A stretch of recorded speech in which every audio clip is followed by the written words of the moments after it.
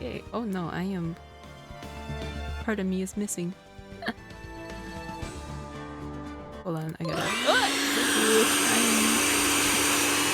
need to fix that quickly.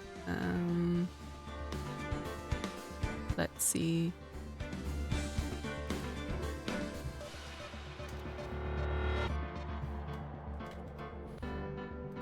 There we go. Okay, we were really close to finishing last time, so I don't know how much more is left.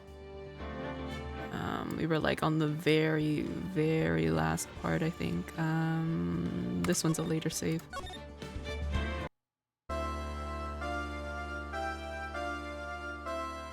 Was it this one? Is this not the right save?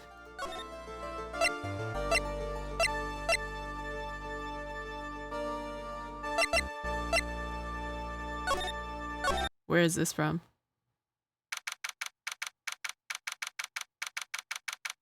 Oh, is it this one? I don't remember. Oh, okay. Yeah, it is. They're both the same anyway. Okay, let me close some things first.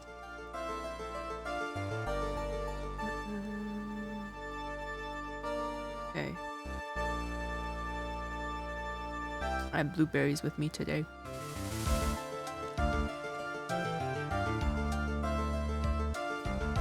I didn't pull up the walkthrough, so hopefully we can just get through this with my own big brain.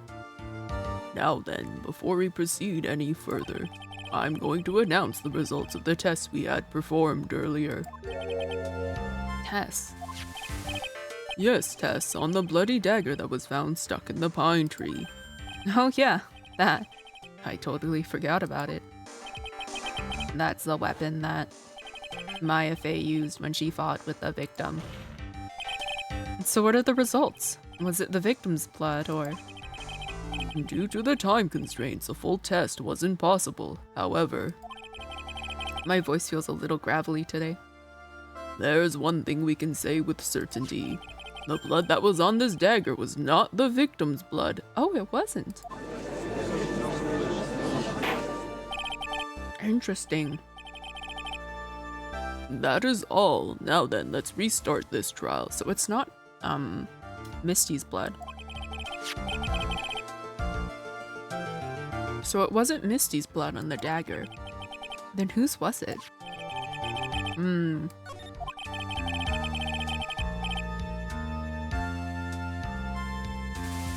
I'm sure both the defense and the prosecution know this, but this trial is rapidly coming to a close.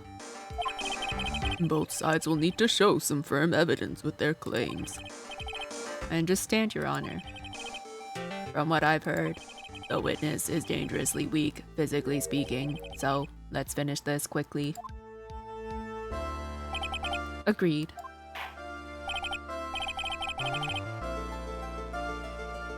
Very well, please bring in the last witness. Oh, the last witness is Maya, wasn't it? Mm-hmm.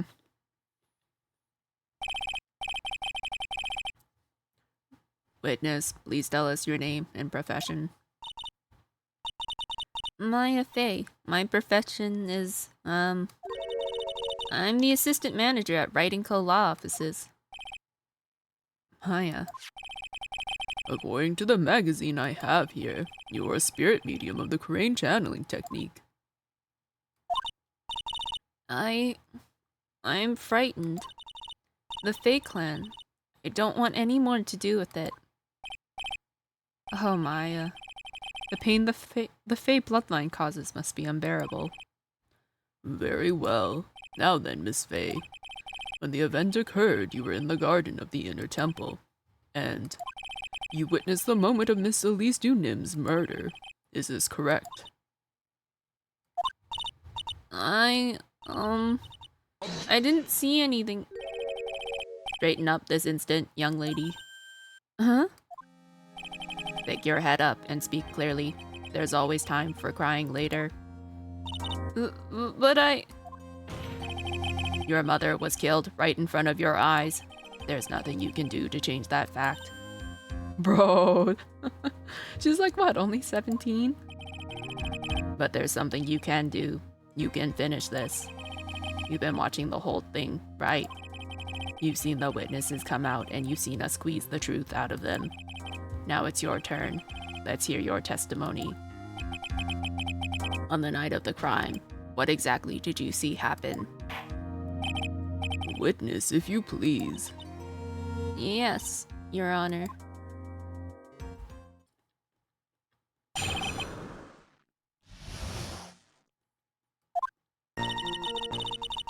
I was passing through the garden on the way to a spare prep room when it happened. And suddenly, someone struck me over the head. I stumbled and ended up against the stone lantern. I think I screamed, "Help me!" Then something warm splashed over me. That's when I lost consciousness. Something warm.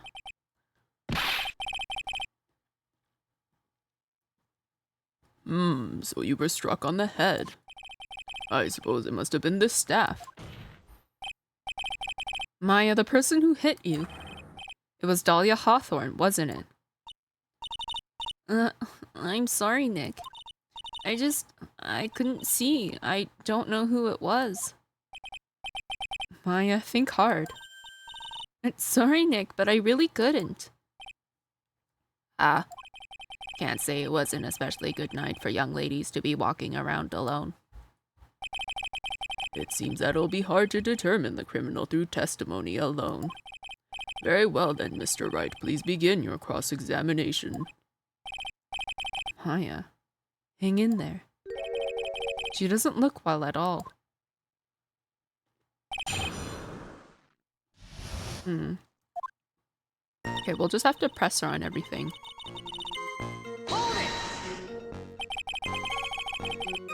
Who else was on the Inner Temple side that night? Well, Sister Bikini, of course. But I remember her saying that Iris would be coming later as well. The day after the incident, Edgeworth met Bikini at Hazakura Temple. That means she couldn't be the criminal. So then, did Iris actually come later, like she said? Well, let me think. She seems confused. It's probably because she's so tired. No, I'm sure I didn't see her. She must have come while I was preparing for the training.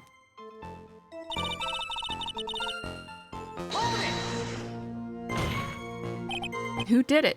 Who hit you? Well, I didn't see who it was. I was hit from behind. You didn't see the person? But after that, your attacker was in front of you. How could you not see who it was?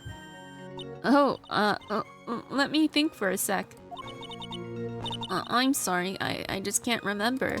Oh, she's hiding something. Maya's really having a hard time. What should I do? Just press her harder. Come on, Maya, this isn't making sense. Why didn't you see this person? Well, let me think. It was, oh yeah, that's right. It was dark, that's it. Hello, Wrestler, thank you for the head pats. It was dark? It's not good to have too much light around when someone is undergoing spiritual training. Come to think of it, there was earlier testimony to that effect as well. So it was dark in the garden on the night of the crime. Which is why she didn't see her attacker. I thought maybe she was trying to hide something, but I guess not. Judging by the testimony so far, the identity of the attacker was most likely the spirit that was channeled by Elise Dunim, Dahlia Hawthorne. Very well, please continue with your testimony. What happened after you were struck on the head? Okay, she stumbled and ended up against the stone lantern. What happened afterwards? My attacker was in front of me, blocking off my escape, I think. You think? After getting hit like that, I was in a state of panic. There were only two things rolling around in my mind at the time. Well, now this is beginning to get interesting. So what were the two things rolling around in your mind? My name is Maya Fey. 1 + 1 = 2. What? You see, for some crazy reason, I was afraid I was going to lose my memory. I know it's odd considering my life was in danger, but that's how it was. 1 + 1 equals 2. Very important to remember. That's not odd at all. Your actions are understandable given the circumstances. So, what did you do then?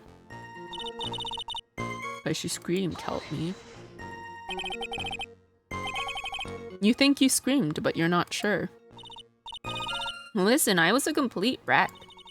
It was dark and I couldn't see my attacker. Was it a man, a woman, an adult, a child? I had no idea. I was scared out of my wits. Believe me, my dear, I'm certain I would have soiled my robes. Not that he doesn't already look old enough to do it. I thought this person might attack me, Anyway, I'm pretty sure I screamed. I thought that it was my last hope. Wow, it sounds like poor little Maya really was out of her mind. But I wonder what she meant by last hope. What do? Do I press her for more details? My last hope?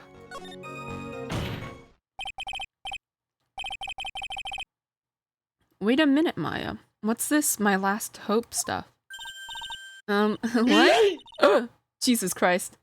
Hello, Beo.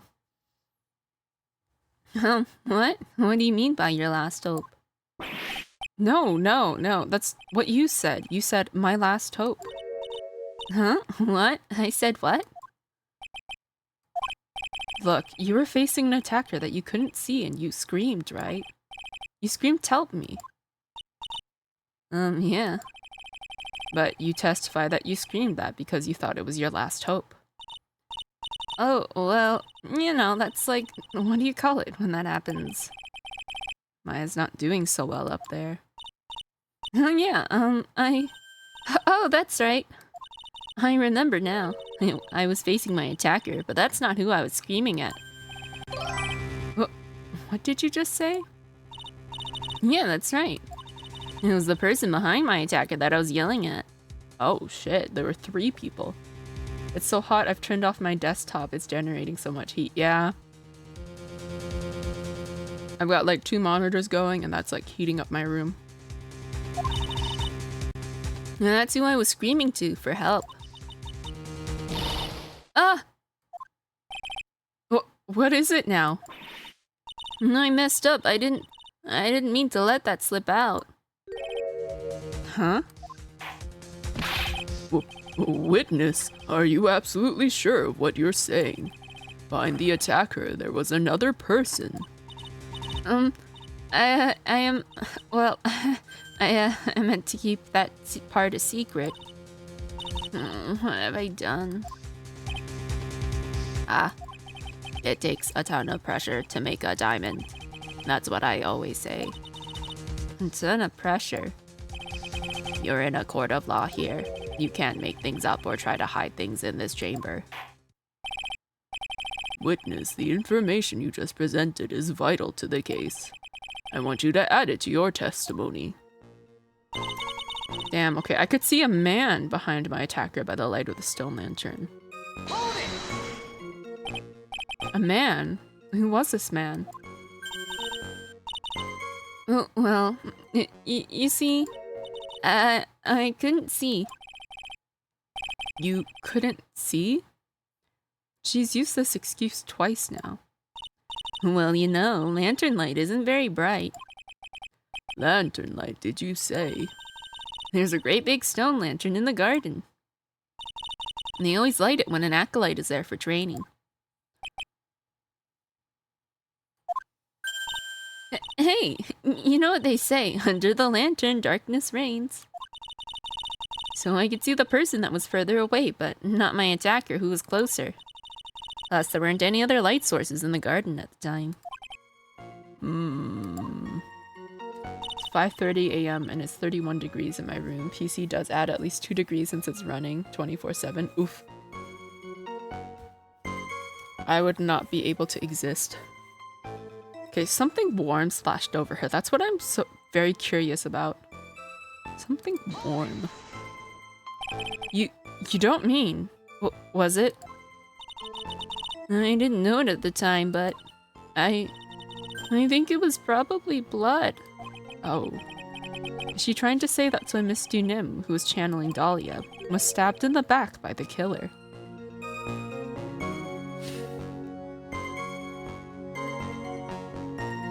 The thing is, the only man at the residence besides Phoenix was Larry. Unless Pearl channeled somebody else too when she went to sleep. And at that moment, I was paralyzed with fear. I was just sitting there in the snow. I'm sure blood got on everything around me. Oh, that's why the snow was cleaned up, because there was blood everywhere. That's when I lost consciousness. Okay. So what happened next? I don't remember. How were you saved? You don't even remember that. No. I haven't got any idea. I really don't know what happened at all. That's too bad. I've worked side by side with Maya for 2 years now. I can tell when she's trying to hide something by how she acts. And right now, I'm absolutely certain she's hiding something.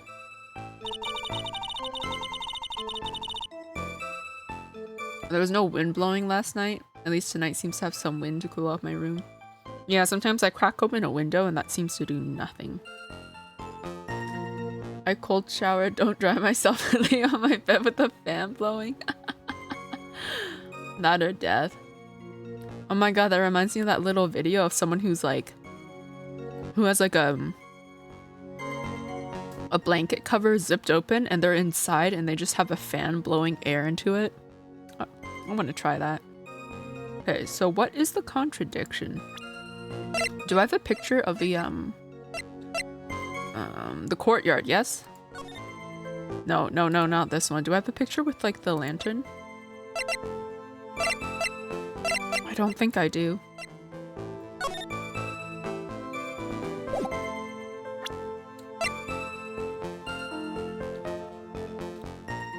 I thought maybe like there was blood everywhere was the contradiction, but I don't think so.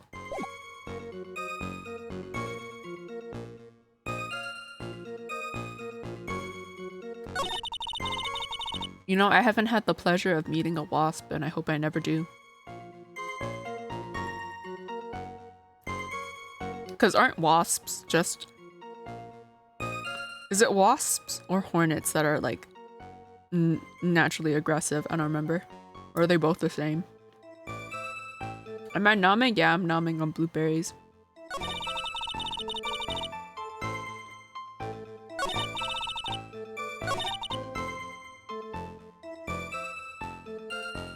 I'm trying to figure out what the contradiction is.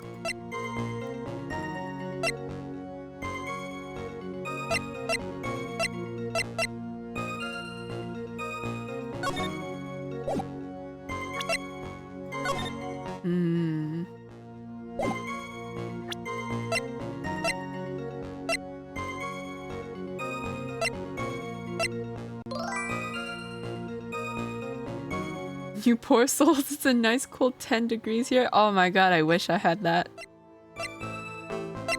I can only dream of that kind of weather this season. What is the contradiction? Something worn slashed over you. Well, she said she was... That's when I lost consciousness. That's the only thing that's sticking out to me, but I could be wrong.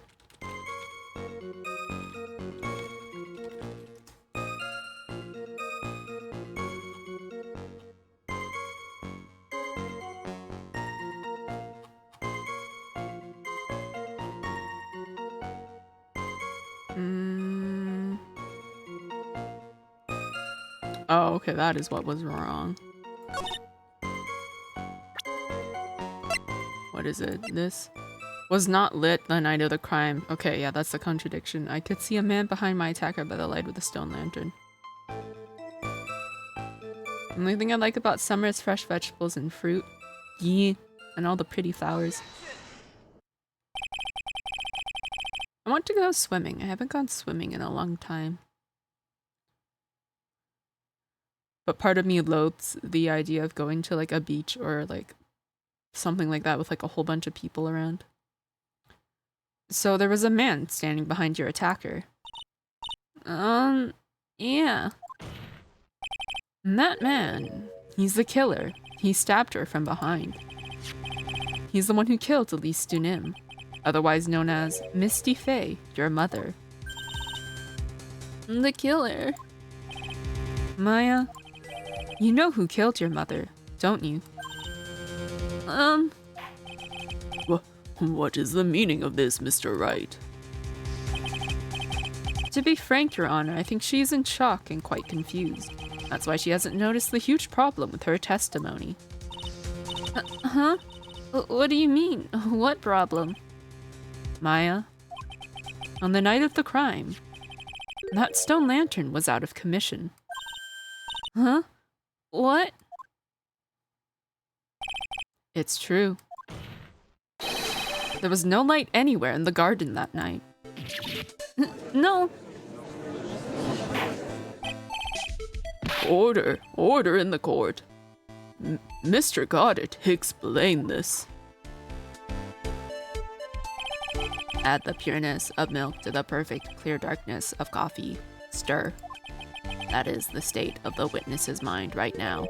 A cup of cafe au lait. Cafe au lait. The way they have to spell it like that. Is that even legal? That's just coffee and milk, sir. Mr. Trite's words are the milk and you are the spoon, Your Honor. I'm a spoon. I'm no spoony bard, I'll have you know. Is a spoon an insult? Because that sentence doesn't make sense to me, huh? I'm gonna Google spoony bard and see what pops up.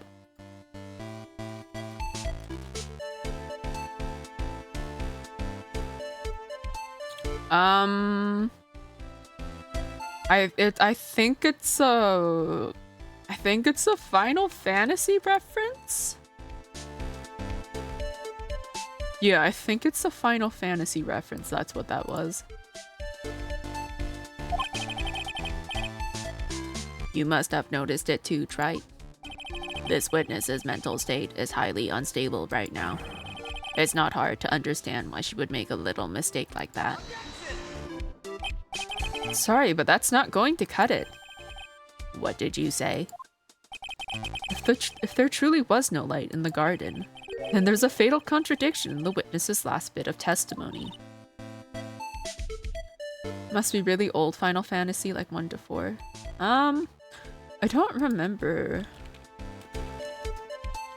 Yeah, Final Fantasy 4. Yeah. Nick. That dude's got a cool looking VR headset. Yeah, no, he's got the new Oculus Quest 3. May I? Recall the witness's statement about her attacker. She said that she didn't know if it was a man or a woman, an adult or a child. And yet, the witness could describe a person that was standing behind her attacker, and she quite clearly described him as a man. In other words, that would have to mean that Maya actually saw our mystery person, despite it being so dark that she couldn't see the face of her own attacker. No! The problem I have with text-based games is that my brain reads so much faster than how the text goes, and sometimes I have to wait for it. Order! What in the world does this all mean, Mr. Wright? Are you saying this face saw the real killer under pitch black conditions? Right. Do you have any idea what you're proposing? You can't make it instant? I mean, I can click on it to speed it up, but sometimes I accidentally, like... What is it? Is it single box skip? No, that's to hold, hold,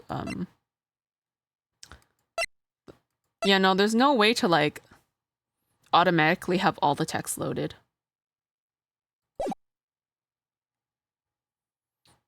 It's much more of a problem when you can predict what people will say. Maybe, but yeah. I do. I mean, I get it sometimes it's for the suspense. It works, but like, yeah, sometimes my brain is just... My brain goes brrr, and like... Yeah, the game can't keep up with my brain and my mouth.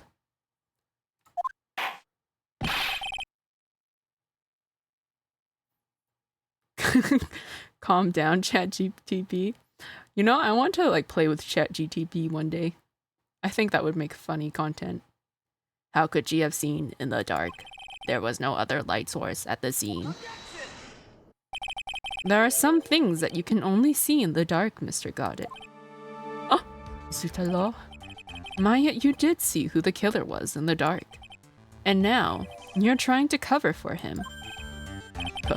Cover? For the man that killed her mother?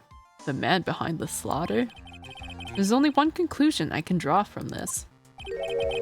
You know who this man is. Is it even a man, though? Like, it could not be a man, right? Could have been a woman.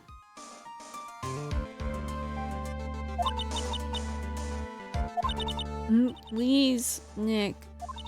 I don't know anything. Please, I'm begging you. Ah, you talk a good game, Wright, but let's see if you can walk the walk. It could be a man, a legend, a meme. It could be. Hello, Juma. How are you doing today?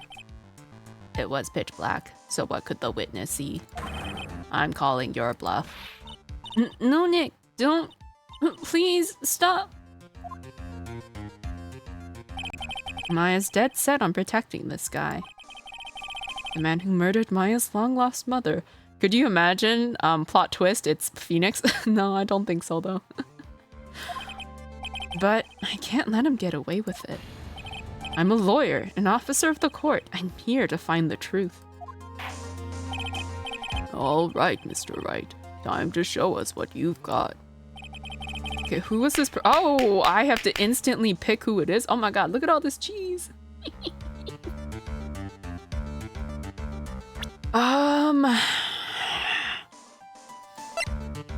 The only... Okay, so it doesn't have to be a man, right? Okay, well, Morgan's in solitary confinement. Dahlia was in, Misty's body. Or at least I'm assuming. I don't... Could you imagine I say it's got it? Oh my god, I say myself? Like, I don't know. What was it? There are some things you can still see in the dark. You don't think it's this man's VR headset that was glowing in the night, do you? I mean, that's the only person who it could be if we were going based off of like everything was completely dark. Oh man.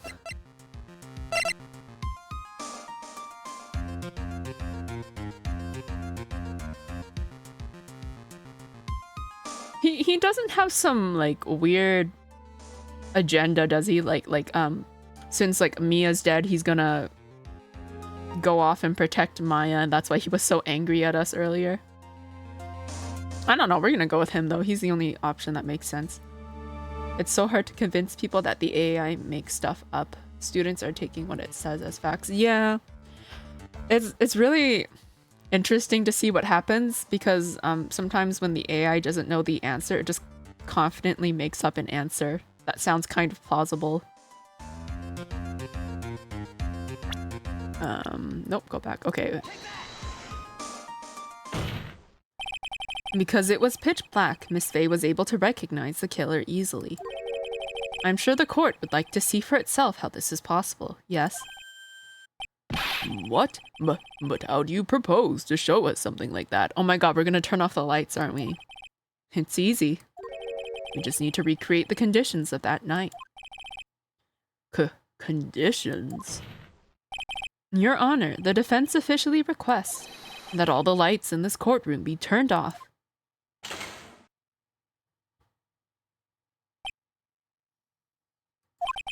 What? What? This is... But it can't be. Huh. Oh, shit!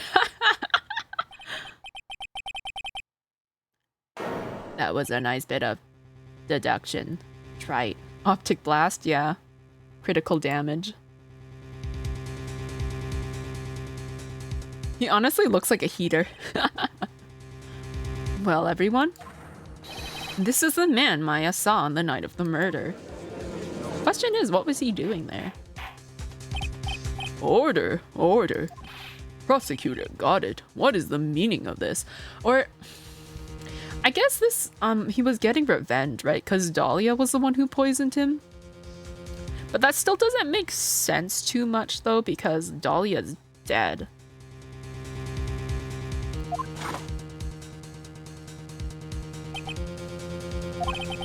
Surely you must be shocked to hear yourself accused of such a thing. Why aren't you denying it? Huh. Your Honor, you're asking the wrong person. What do you mean by that? If you've got a question, ask the witness. That's one of my rules. Well, Maya, how about it? What you saw that night? Was it 3 glowing red lights? Well, witness, answer the question. And my app crashed. That is lovely.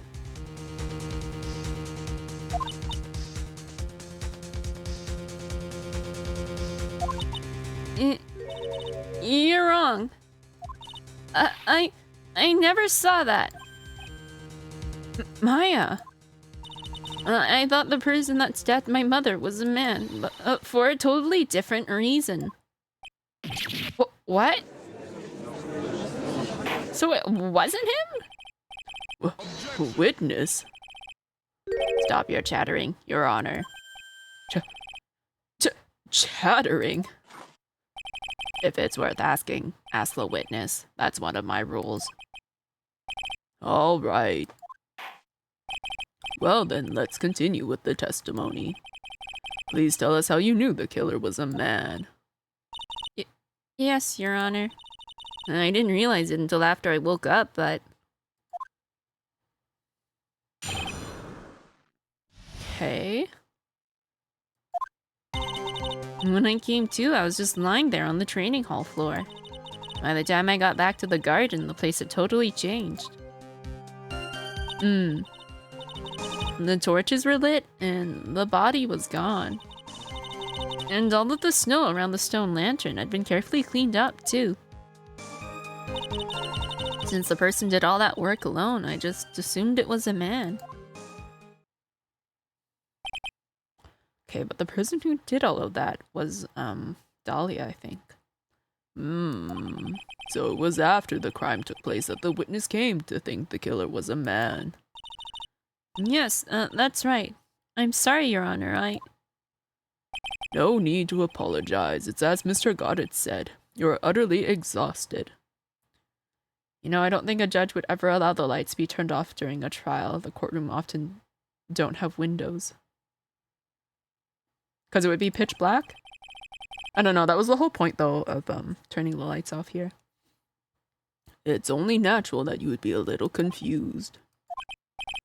Also, if you consider the situation you described, it doesn't seem too much of a stretch to assume the culprit was a man. Mr. Wright, proceed with your cross-examination.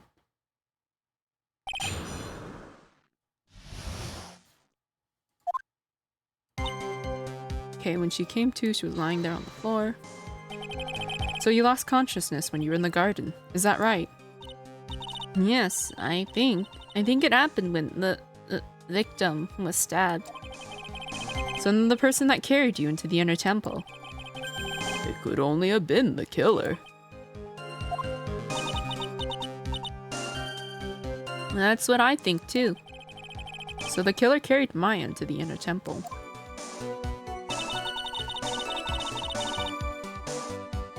Okay, by the time she got back to the garden, place had totally changed. Naturally, the killer must have done it, right? Yes, I think so. But why would the killer tamper with the crime scene like that? It must have been something that the killer desperately wanted to hide.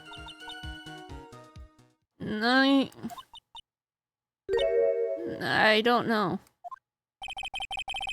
Looks like she doesn't have enough confidence. I think I need to gather some more information before I ask her again. Okay.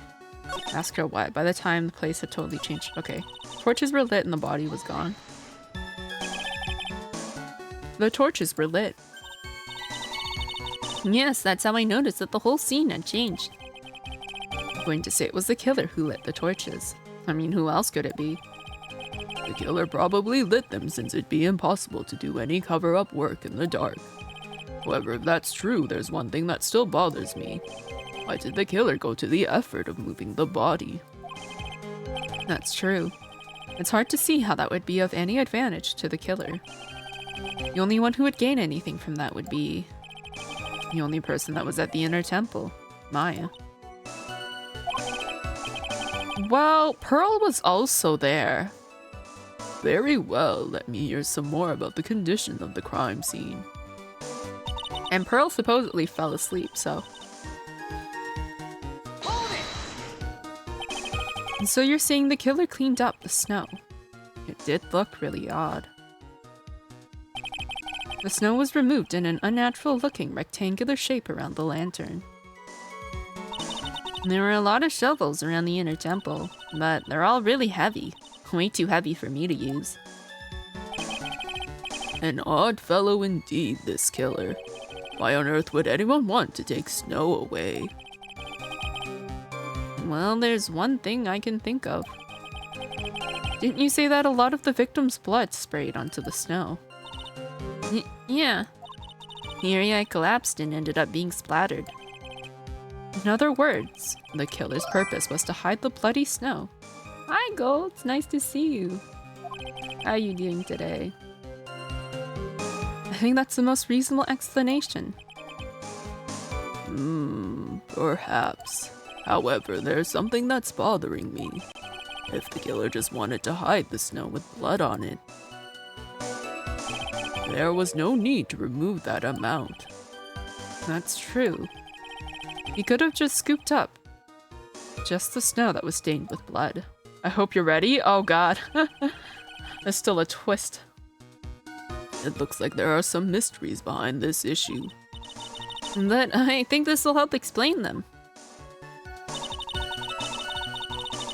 Since that... There could have been an accomplice then, right? So you're saying that you never saw the killer, right? Yes. But earlier you very clearly stated that you saw a man behind your attacker. Nick, I'm sorry. The killer certainly went through a lot of trouble. Moving the body by pendulum, manipulating the crime scene. But for what purpose? Why do all that? Maybe Maya knows more than she's letting on. Okay, Okay, I've already pressed on everything else. Maybe I can ask her this again. Do you know who the killer is now? No, not really. It hasn't clicked in my brain yet. Naturally, the killer must have done it, right? Okay, yes, I think so. But why would the killer tamper with the crime scene like that? Is she gonna say anything? The truth is, when I saw the crime scene, I felt something. Okay, yeah, she's saying something different now. You did? Yes, I felt like the killer was hiding the evidence for me, for my sake. Do you think it could have been Pearl channeling Misty? Wait, no, that doesn't make sense. Misty was still alive by then. I don't know. Well, what? Hiding it for you. And everyone knows that I was the only one at the inner temple that night. As Sister Bikini had come back and looked at the garden. Pearl said she couldn't. She said she couldn't channel Dahlia. That doesn't mean she couldn't have channeled somebody else.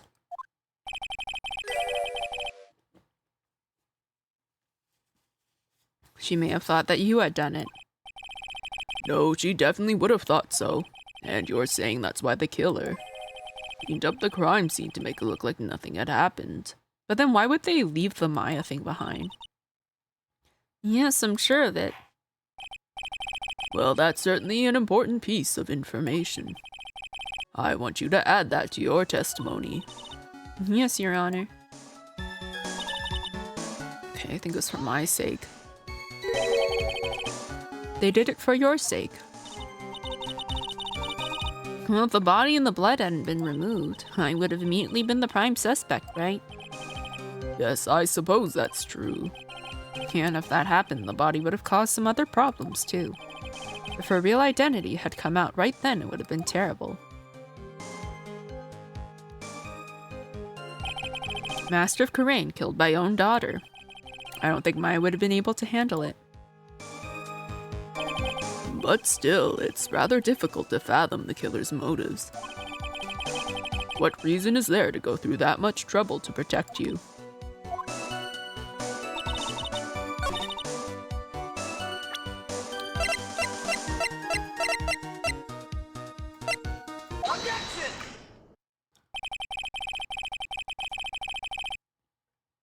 The body of Elise Dunim was carried all the way to Hazakura Temple's courtyard.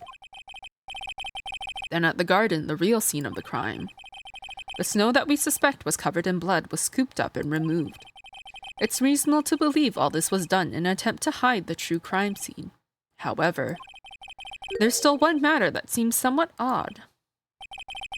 Oh, and what would that be? You must have figured it out by now, Mr. Goddard. It's the message written in blood on the lantern. It was written very clearly on the white stone lantern. Maya.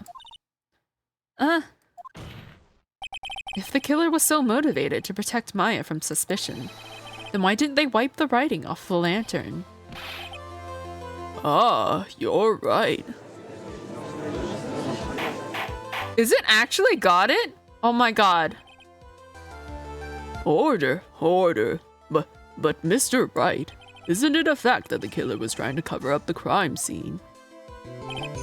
Indeed, but it doesn't make much sense to move the body and remove the bloody snow, then not wipe off the most incriminating thing of all, the bloody writing. Oh my god, it's him, isn't it? Oh. But if that's the case, do you have an explanation for the killer's mysterious behavior? You just didn't see it. Why would the killer move the body and remove all that snow, but then leave the bloody writing on the lantern? I don't know what the killer's plan was. Let me just save. I haven't saved in a hot minute.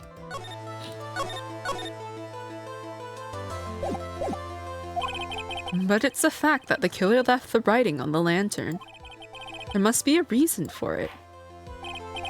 Well then, Mr. Wright, let's hear your opinion. Why did the killer leave the message written in blood on the lantern? You didn't notice it. Prosecutor got it. Earlier in this trial, you gave me some good advice. Once you eliminate the impossible, whatever remains must be the truth. Maybe you're not as dumb as I thought. The real killer wanted to disguise the fact that a crime had occurred there. If that's the case, he wouldn't have left the bloody writing on the stone lantern on purpose. Therefore, it must mean that they didn't notice it. But that doesn't make any sense. The torches were all lit and everything. There's no way any normal person would miss something as glaring as that. You're right. There's no way any normal person could. What? What are you trying to say, Mr. Wright? There's only one person involved in this incident who could have missed seeing the bloody writing altogether. And who would that be? Who was the person that could have failed to notice the bloody writing? Got it again. Mr. Goddard, this is what you said yesterday. My eyesight is pretty messed up. Even with these huge goggles on my head, I still can't see everything. You can't see everything. Is that correct, Mr. Goddard? This lantern was submitted as evidence today. I'd like the court to think back to the moment it was first presented. This lantern, there's something written on it. Why, it's written in blood. Nonsense. This lantern, it's as clean as a whistle. Mr. Got It, just admit it. There are certain colors you can't see, correct? Can he not see like red or something because of his goggles? Because like it's like a reddish light or something? You can't see red on a white background, can you? But then how did he see the snow? Maybe he just guessed? I don't know. That's right. We went through this once before. During the poisoning case at Très Bien. Oh shit, we did do this before! Oh my god. This is the apron the delightful Miss Bird was wearing at the time, and somehow spilled coffee on. There's something still bothering me, Mr. Goddard. Why have you not explained the bloodstain to the court? Bloodstain? What bloodstain would that be? Don't play games, prosecutor. The blood-colored stain that's smeared all over the apron. That's ridiculous. No one told me anything about a bloodstain. If someone was stabbed, it's obvious that blood spilled. But like, how was he able to like... How did he know how much snow to remove to get rid of all the blood on the snow? You could see the coffee on the white apron, but you couldn't see the ketchup because it was red.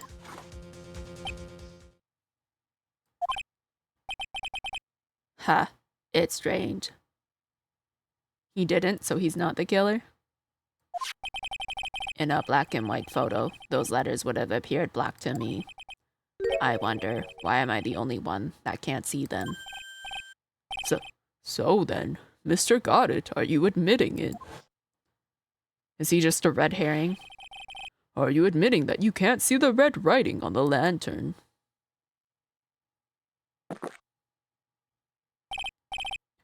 Hey, Gramps, didn't you know? That's the reason why I don't drink red tea. What happens if he drinks red tea then? Does he just see nothing in the cup? I wasn't sure about it until now, but I just can't believe it. Prosecutor got it, it's the murderer. But there's no going back now. I finally figured out the truth.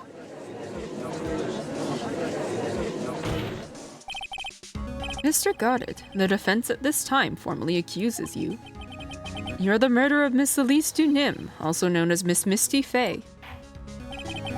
It's hard to believe this may be true, however, once again Mr. Wright has brought up a disquieting fact about you. Ha. Just make sure you don't fill out the indictment in red ink, Gramps. Come on, how does a little graffiti make me into the killer? Besides, it's not like it's my name that's written there. I'm certain that the killer wasn't able to see the color red. This is rich. Do go on, Wright. The answer's right there at the crime scene. In the snow. The snow? How so? Well, for example, why did the killer move all that snow? Your Honor, you said it yourself. If you wanted to hide the bloody snow, why not take out just that area? Yes, why didn't he just take that area? Ah, could it be? Yes, the killer couldn't see the red blood that had seeped into the snow. And so he had to remove all of the snow. He couldn't be sure of where the blood had landed, so he removed the whole area. Isn't it more likely that the killer couldn't see the blood because it was dark? The torches were lit. Not a chance. The torches were all lit. He would have been able to see just fine. It seems that once again this trial has made an unexpected turn, to say the least. Can you explain this, Mr. Goddard? Oh, who said that? Maya? Oh, wait just a minute. Maya? What is it, witness? Mr. Goddard isn't the killer. After all, he didn't even come to the Inner Temple until 2 days after the murder took place. He didn't show up until after that old bridge got fixed up. Maya, you can't testify to something like that. Why? What do you mean? I may not look it, but... Huh? After the murder happened, you didn't even exist. She didn't. I'm afraid I don't follow. Are you senile, old man? We established this just a little while ago. After the murder, this witness was unconscious for a long time. Because she was channeling Dahlia Hawthorne. Oh, that's right. Please, Your Honor, let me add to my testimony. Nick, please listen to me. Maya, do you plan to cover for Goddard no matter what the cost? Also, heads up, we have ads in 5 minutes. If that's the case, then I've got no choice. Your Honor, let's hear her testimony. If it means we're going to hear the whole truth, I say we should not silence her. Ha, nicely done, Wright. Very well, let's hear the witness's testimony. Please tell us what happened at the Inner Temple after the murder. Yes, sir. After I woke up, I began channeling, and my spirit left me, as it were. But little Pearly was there at the Inner Temple, too. Oh? Are you going to hear about what happened to Pearl? Pearly was also stuck on the Inner Temple side that night. The next morning, she looked around but couldn't find anyone. Next day, when the bridge was finally fixed, she was in the spare prep room. And that's when Mr. Goddard arrived at the Inner Temple for the first time. He found Pearly first and cheered her right up. Who is this Pearly? That's my little cousin, Pearl Faye. So when did you hear about this? Oh, just a while ago, when I was in the medical office. I'm terribly sorry, but what you heard from someone else is simply not admissible as testimony. What? Come on. Pearly would never tell a lie. She's a way more honest person than I'll ever be. Real smart, Maya. You always know the best things to say when you're under oath. Ha. The prosecution has no objection. We believe the witness. Mr. Goddard. Let's just move on to the cross-examination if the defense has no objections. This is highly unusual, but... Well, Mr. Wright. Let's get this cross-examination started.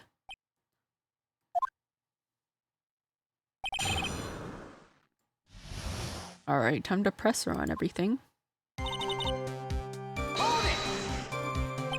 So where did...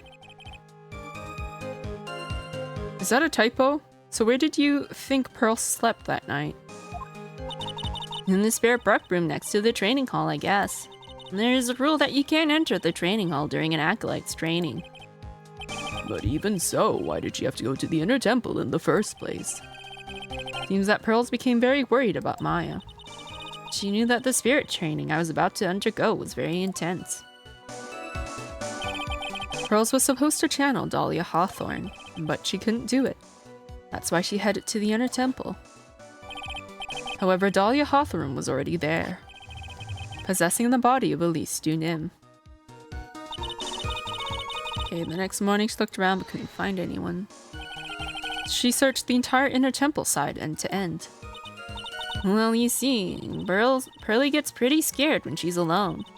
And there weren't that many places to look. She says that she even went back and forth several times. The Inner Temple side has 2 structures, the training hall and a spare prep room.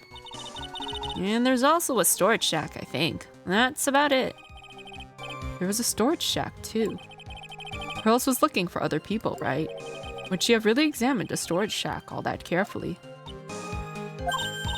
Well, if it was me, that would be the first place I would investigate. So that means it's possible that someone may have been hiding in the storage shack.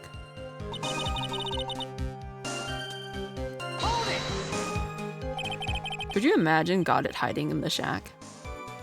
Pearls didn't hear the sound of them working on the bridge. What do you mean? I was just wondering why she would stay in the prep room. If it was me, I'd at least go out and wait at the foot of the bridge. Oh, well, Pearlie said she was sleeping at the time. She said she was so scared during the night that she couldn't sleep well and woke up a bunch of times. Poor little girl, all alone like that. Well, we know that she had at least one friend in the sacred cavern.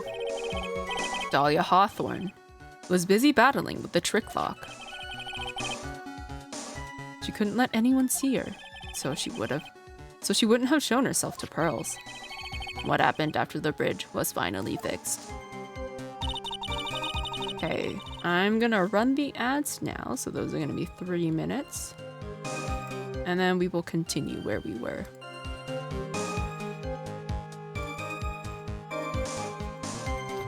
Oh. So I guess we're pretty sure now that Goddard is the killer. Because who else could it be? We just have to prove it's him. So he potentially hid in the shack for like, I don't know, 2 days? 1 day, 2 days? Something like that.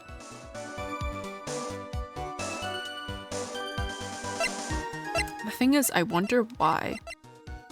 Because it was either revenge at Dahlia or it was to protect Maya because he couldn't protect Mia. I also want to know how he's still alive. Interesting, no ads. Are you doing your test thing?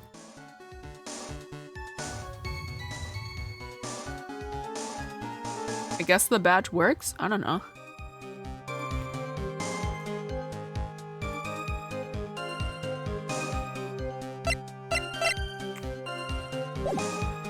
But yes, I wonder how this is all going to end.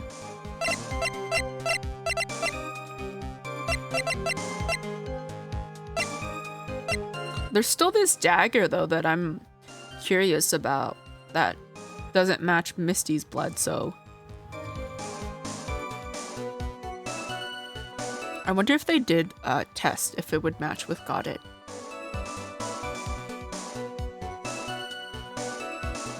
But I'm not sure what reason there would be for him to be hurt.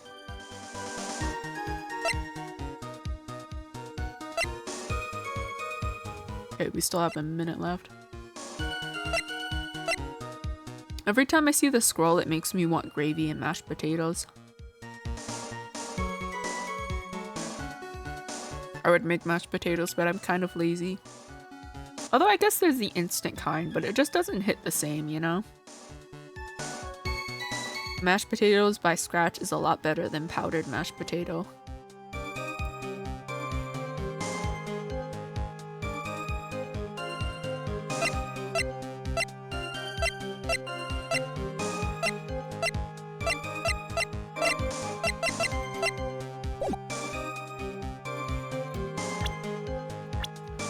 Because I sincerely doubt that's the first time he arrived at the Inner Temple. Mash doesn't take very long. I mean, I know it probably doesn't. You like what? Boil the potatoes and like mash them and then add the stuff to mix together. Powdered mashed potato, that's an insult to my culture. I mean, I guess it's okay if you have to make a lot of mashed potatoes. Because I had cooking classes in high school, and whenever there was like a really big event and they needed mashed potatoes, that's what they used, the powdered. This is a gravy that takes forever to make. I think I tried to make gravy once from scratch, and it took a long time to reduce.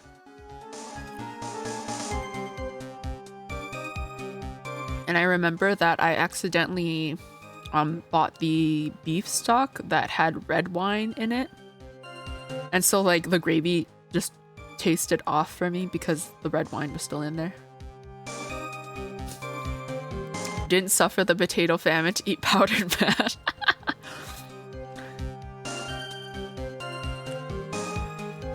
Make roux then roux into gravy. Yeah, that would help thicken it. Alright. We need to press on this statement. So it was your first time on the Inner Temple side, Mr. Goddard. That's funny. Am I imagining things, or did the defense ask me a question? Mr. Wright, please save your questions for the witness. What you heard from someone else is simply not admissible as testimony. Those are your words, Your Honor. Touché, Mr. Wright. Oh well, what do you have to say, Mr. Goddard? Hot nights and even hotter coffee. That's what I always say. I'm trying not to take that out of context, but it's so hard. If it hadn't have been for this case, I never would have visited there. A freezing cold temple in the mountains. I think I'll pass. So he had never visited Hazakura Temple or the Inner Temple, huh? Ha. You want to say something trite? In any case, I have to find a crack in Goddard's armor. I wonder if there's an animation where Goddard's goggles just like break and fall off his face. I'm kind of hoping, because I think that would be cool. While I cross-examine Maya, that is. Very well, please go on with your testimony. After fixing the bridge, the policeman came over to the Inner Temple side, right? Yes, then Mr. Goddard found Pearly first and cheered her right up. He cheered her up. That's what Pearly said. She said he was a very nice older gentleman. Ah. Thank you for looking after my cousin, Mr. Goddard. And here I was thinking you were nothing more than a coffee addict. Ah, cut it out. You're making me blush. This guy's really beginning to get on my nerves, in more ways than one. The truth is, there aren't that many places to look on the Inner Temple side. The policemen were all busy going over the garden with fine-tooth combs. So I decided to carry out an investigation in my own way. Goddard style. I'm the same way. I like to hand down my verdicts. I like to hand down verdicts in my own way, judge style. Okay. Maybe I should ask some questions. Phoenix style. No, enough with the styles, please. I should probably be asking about the investigation, but I'm more curious and nosy about cheering Pearls up. So you cheered Pearls up? When I found that little girl, the first thing she asked about was her cousin, Maya Faye. Really? The bridge had burned down, and she was huddled up in that tiny shack with no heat. Even though she must have had a truly terrifying night out there, she asked about you before she said a thing about herself. Pearly. I noticed that you weren't anywhere on the Inner Temple side, but I couldn't find it in me to tell her that. So I gave her my last cup. He gave her coffee? She's like 7. 9? 7? 9. Damn, she must have been bouncing off the walls. With milk and sugar to hide the bitterness of the harsh truth. What a sweet story. He had a thermos of coffee. Why doesn't that surprise me? Kids drink Coke? There's only one thing of any importance here. Where was Goddard when the murder was taking place? He must have already been at the Inner Temple when it happened.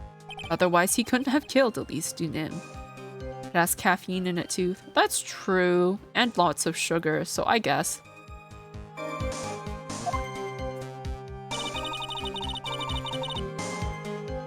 You know, one thing I did like a lot as a kid was coffee candy. Okay, Pearly was also stuck that night. Wait, did I go through all this? Okay. I had the option to ask about an investigation. I'm gonna ask about it.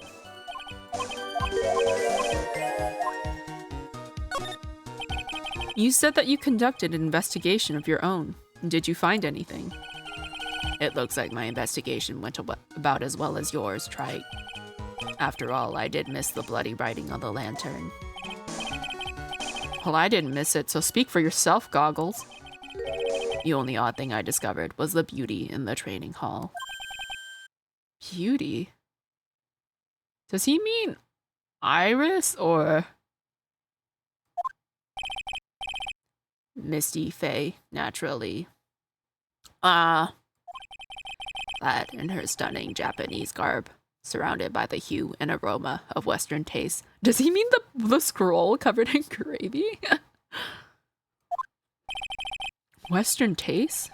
Could he find a stranger way to describe gravy?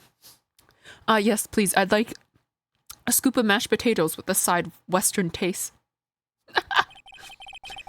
So from there, you headed for the prep room. Wait a sec. What did Goddard say just now? I think I just found his proverbial weak spot. There's only one thing of any importance here. Where was Goddard when the murder was taking place? He must have already been at the inner temple when it happened. Otherwise, he couldn't have killed at least him. Okay.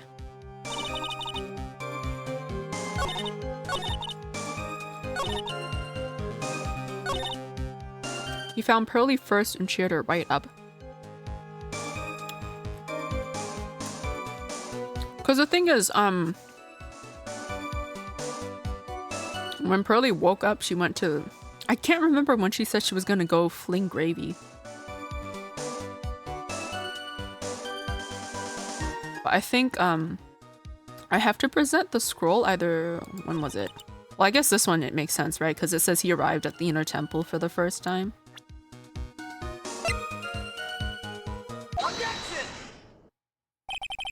Mr. Goddard. The first time he crossed Dusky Bridge and went to the inner temple. Because that also means he has to have seen that scroll before if he knew what was behind it. Was long before the murder took place. Why do you say that? Am I still nomming? Yes, I am. I have a big bowl. Because you just made one fatal slip-up. The hanging scroll in the training hall. Hanging scroll? But... Mr. Goddard is right. That scroll shows a picture of my mother. Maya, I know you know who it is, but here's something you didn't know. By the time the bridge had been repaired 2 days after the murder, the hanging scroll in the training hall looked like this. What's this wonderfully delicious smell? Oh, I think that was a raw steak I just ate. The morning after the crime, someone covered it with gravy. Gravy? But why gravy, Nick? Because gravy was much more than a condiment to the culprit. Well, Mr. Goddard, if you really hadn't seen the hanging scroll until after the murder, you wouldn't have had any way of knowing that it was Misty Faye. Cannibal? I'm only a cannibal if that was from, a person. But who's to say it's not? Oh, you mean because I'm part cow? I don't know. Chickens will eat chicken if you give it to them. Wait a minute, Nick. Yes? Take another look at the hanging scroll. Look at the top. There's a crest there. Ah, it's the mark of the master, correct? Exactly. So if you know the meaning of the mark, then you could have guessed that it was a picture of Misty Faye on there. True, but Mr. Goddard described what was underneath like this. Clad in her stunning Japanese garb, surrounded by the hue and aroma of Western taste. Oh. Yes, it's possible that he knew what the crest meant. However, he couldn't have known that she was wearing Japanese clothing. We don't get mad cow from eating humans. Oh my god, maybe you just get mad human. Could you imagine? You eat people and you just get their mental illnesses. Mr. Goddard, on the day of the murder, you were hiding at the inner temple long before the crime took place.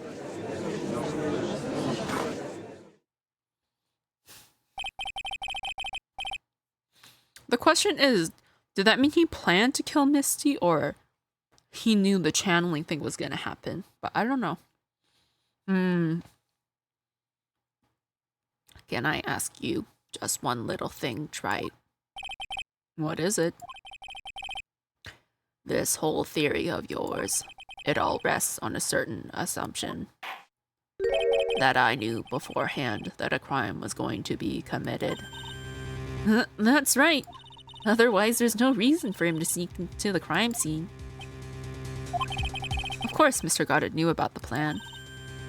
Huh? What did you say? Is it really possible that another person knew of that plan? Am I supposed to show the note?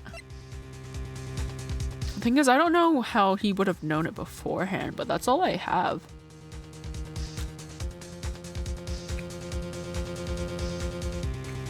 Yeah, that's all I have. This crime was actually planned over a year ago. Morgan Fay authored the plan for her daughter's future, and these instructions were hidden somewhere in Fay Manor for a year.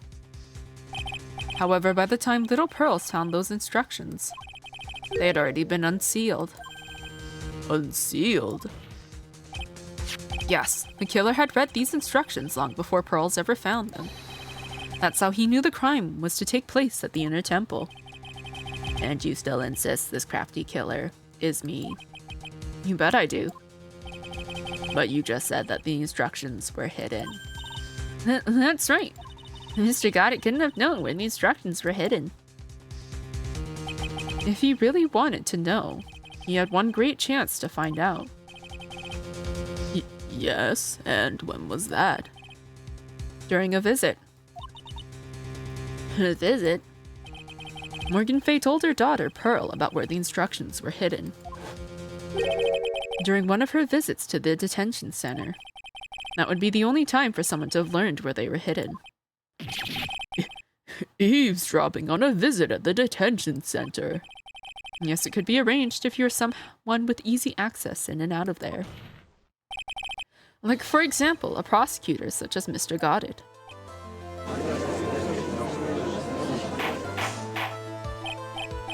Order! Order! Mr. Goddard, you're under fire again. This murder could not have been carried out without prior knowledge. And you're the only one that could have acquired this information before the murder.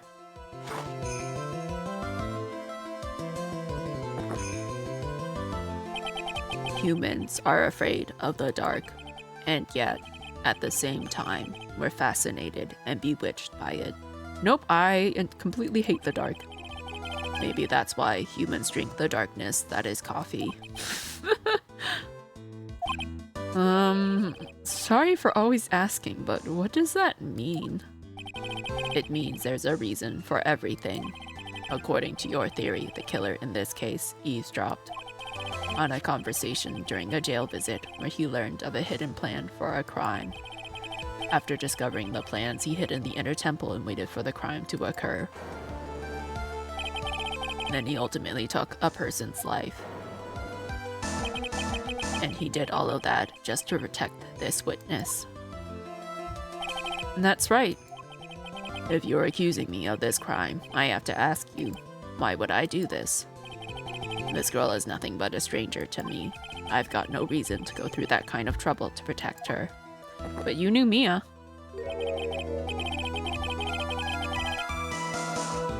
I am what you see. I am certainly not the type to rescue the damsel in distress. The killer's behavior is certainly extreme, for a lack of a better word.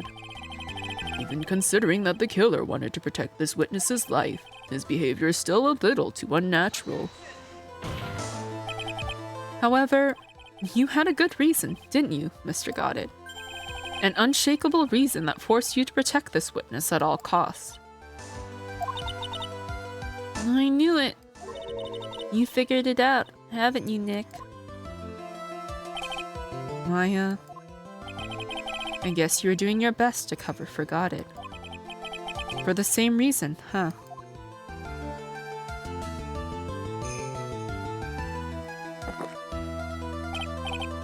Okay, Wright. I'm all ears. Let's hear it. It's very simple. Maya Fey is a lot more than just a stranger to you. What's this? There's one person who lies at the very center of this whole story. One person that ties you and Maya Fey together inextricably. Oh, I said that wrong. Inextricably. There we go. And there's a very good reason why Maya Fey's life is so precious to you. After all, she is Mia Fey's only sister. Mia Fey. You once worked alongside her. That was when you were a defense attorney. Wait a second here. Mr. Goddard is a defense attorney. With your honor's piercing intellect, you must have figured it out by now. The real name of this man who calls himself Goddard. His real name is Diego Armando. Isn't that right?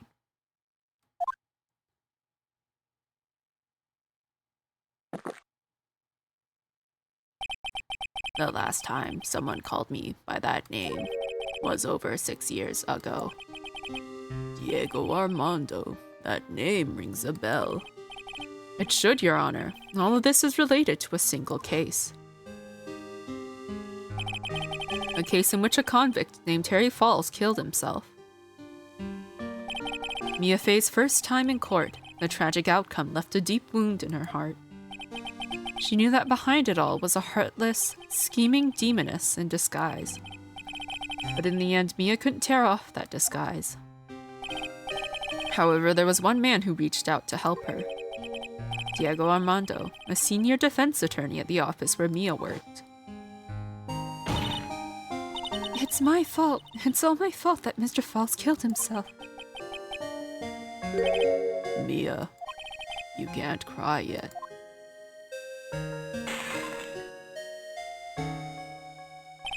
The only time a lawyer can cry is when it's all over.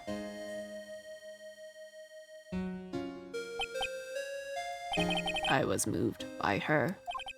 The way she put all her faith in her clients. That pure sweetheart of hers. That's why I could never forgive Dahlia Hawthorne. Me and I thoroughly investigated that fake kidnapping incident. Then one fateful day, Dahlia wanted to meet with me. It had been 6 months since the trial. We met in the courthouse cafeteria. Ah, I just remembered. 6 years ago, right here in this courthouse, you were poisoned. Even I didn't see it coming. Dahlia Hawthorne slipped some poison into my coffee. Some newspapers at the time called it a murder, but very little information about the case was released to the press. But you weren't dead at all. No official reports ever actually called it a murder.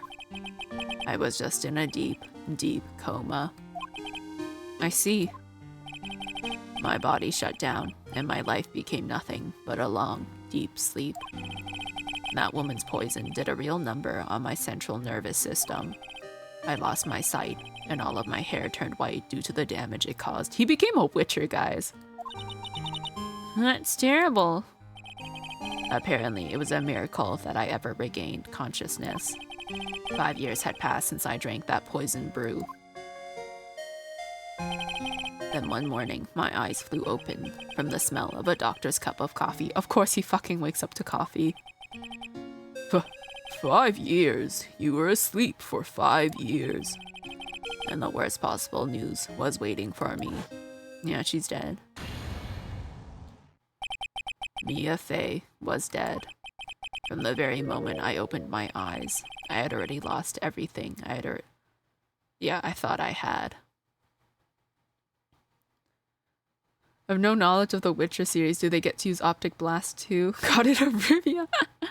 I don't know about the eyes, but like they do get, well, not all of them. I just know that Geralt, I don't think he had white hair before his hair turned white. But yeah, they get mutations after like they go through a whole bunch of training. They like take these potions, concoctions, and then yeah, they mutate.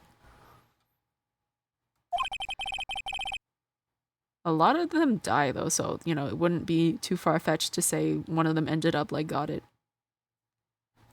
The woman I loved had been murdered, and the woman I loathed had been sentenced to death. Oh! Oh, he woke up after the whole Dahlia thing. Oh. Damn. He had really nothing going for him anymore. The woman you loathed. The woman who had spiked my scalding hot coffee, Dahlia Hawthorne.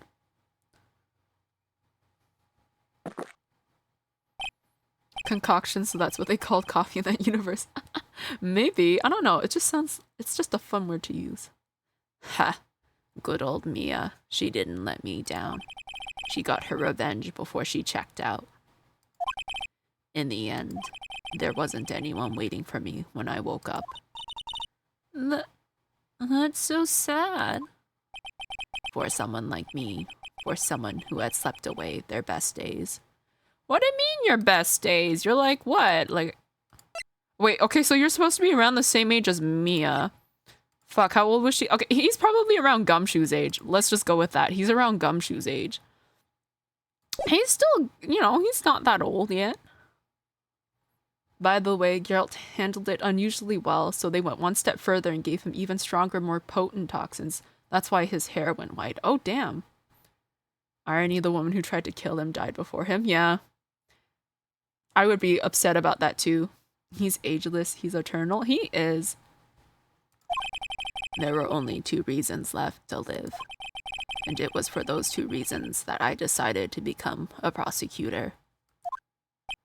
If I may ask, what were your 2 reasons to live? I guess one of them was to protect Maya or something like that, or like just like the Fae clan maybe, like specifically Mia's bloodline. He's RoboCop, he is a little bit. He's 33, yeah, he's not that, he's still got many best days ahead of him. The first was you, Wright. Oh my god, I'm flattered. Huh? Me? If I hadn't drank that stupid poison, Mia Fey never would have died, much less the way she did. You were the only one who was there to protect her. But you let her die. It was all your fault. Bro! What are with these accusations? He couldn't have known she would be attacked. It wasn't like that. I wanted to see for myself what kind of a man you really were. So that's why you became a prosecutor. My other reason for living. She goes by the name of Maya Fey. Huh? You mean me? You were the only way I could make up for the sin of not saving Mia. 1 year ago, when the Crane Village incident was resolved, it was obvious that Morgan Fey was planning something. Whatever her evil plan was, I was determined to stop it. My role as a prosecutor put me into the perfect position to do something about her. That's how you overheard Pearl's visit with Morgan at the detention center. I knew that the time was drawing near. You want it to be with Mia, you'll understand everything after the trial's over. He's not gonna, like, kill himself or something, is he? One would guess his best days were when Mia was alive. Oh, when you put it that way, then yeah. In terms of best days of, like, being with Mia, then yeah, those days are over now. He missed those and he's not gonna get them back. Since I knew the plan, I thought I could foil it. My goal was to outwit the plan. I thought if I could do that, I could keep that girl from being caught up in it. That makes sense.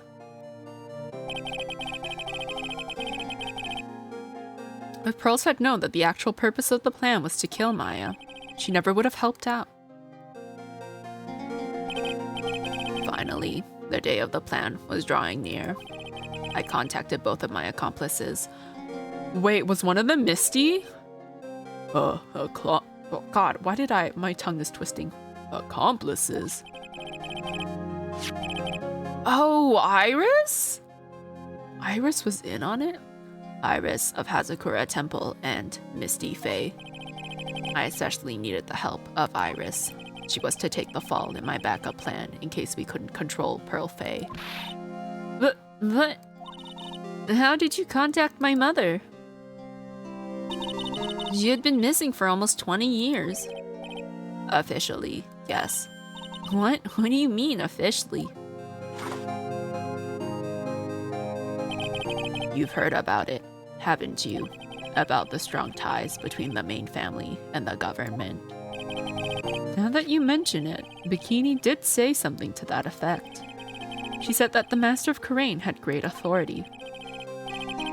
Even without her official position, Misty Faye still wielded great influence.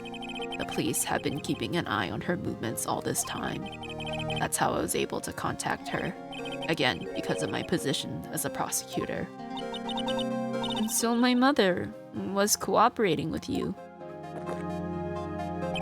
And don't ever forget, no matter how far away from you she was, she never stopped thinking about you. She was always... That's why I knew she would do anything to protect you. If you want to know how strong her resolve was to protect you, look at her staff. Her staff? The one with the sword in it. The day the plan was to be carried out arrived soon enough. We met for the first time at Hazakura Temple. That's when your mother showed me her special staff. I realized it then, just how far she was willing to go. She was ready to use that sword to protect you from Morgan Faye if necessary. Yes, even if it meant paying the ultimate price. Mother... That night, the night of the crime, there was just one way to stop Morgan's evil plan. You mean pearls, don't you?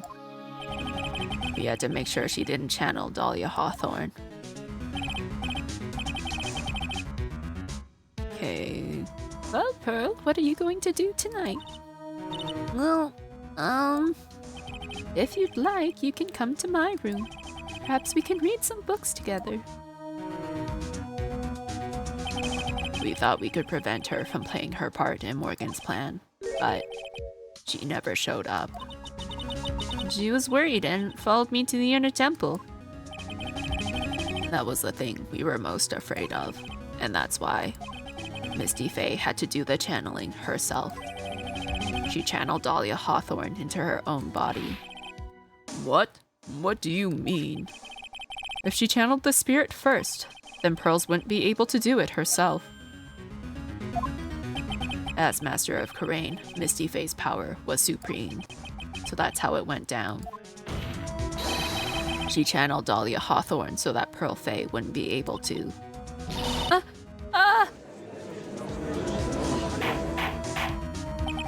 What?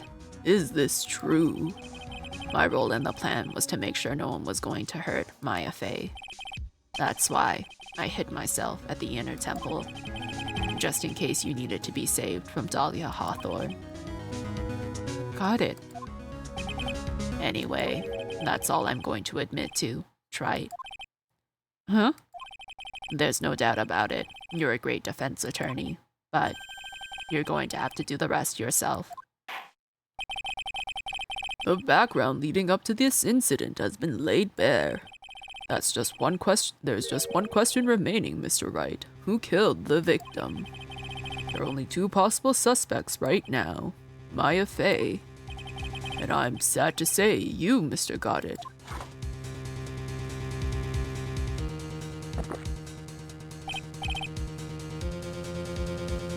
Well, try. If you're the real deal, then finish this thing once and for all. Show us beyond a shadow of a doubt that you can finish this on your own. No, Nick, please don't. Maya. I heard the whole thing from my sister in the medical office. That's why I have to protect Mr. Goddard. I can't do it. I can't testify against him. After all, he's the man who put his life on the line to protect Mia. And me too. Maya, I know that. Nick. But even so, it doesn't absolve him of his crime. Please, Maya, testify.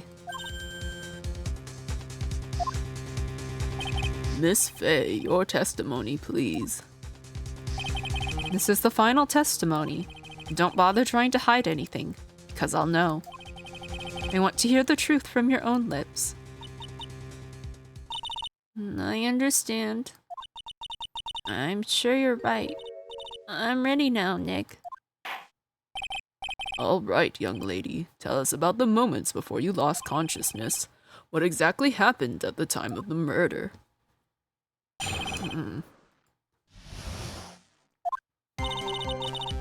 Just before it happened, I think I saw some red lights. 3 of them. I thought I'd ask for help, but just then I was splattered with blood. She wasn't dead, though, and she struck back at the enemy behind her. Oh, with the little knife! Suddenly, the red lights went out and the whole area was dark. And just in that moment, there was a horrible scream. Right after that, Dahlia collapsed and I lost consciousness. These red lights. I thought you said you don't remember seeing them. I'm sorry. I thought I saw them, but then they disappeared all of a sudden. Ah, things break right. Even the best of theories. Who was it that stabbed Misty Faye? It looks like you still can't prove it. Maya's telling the truth this time. I know it. The rest is up to me. Well then, Mr. Wright, proceed with your final cross-examination of the witness.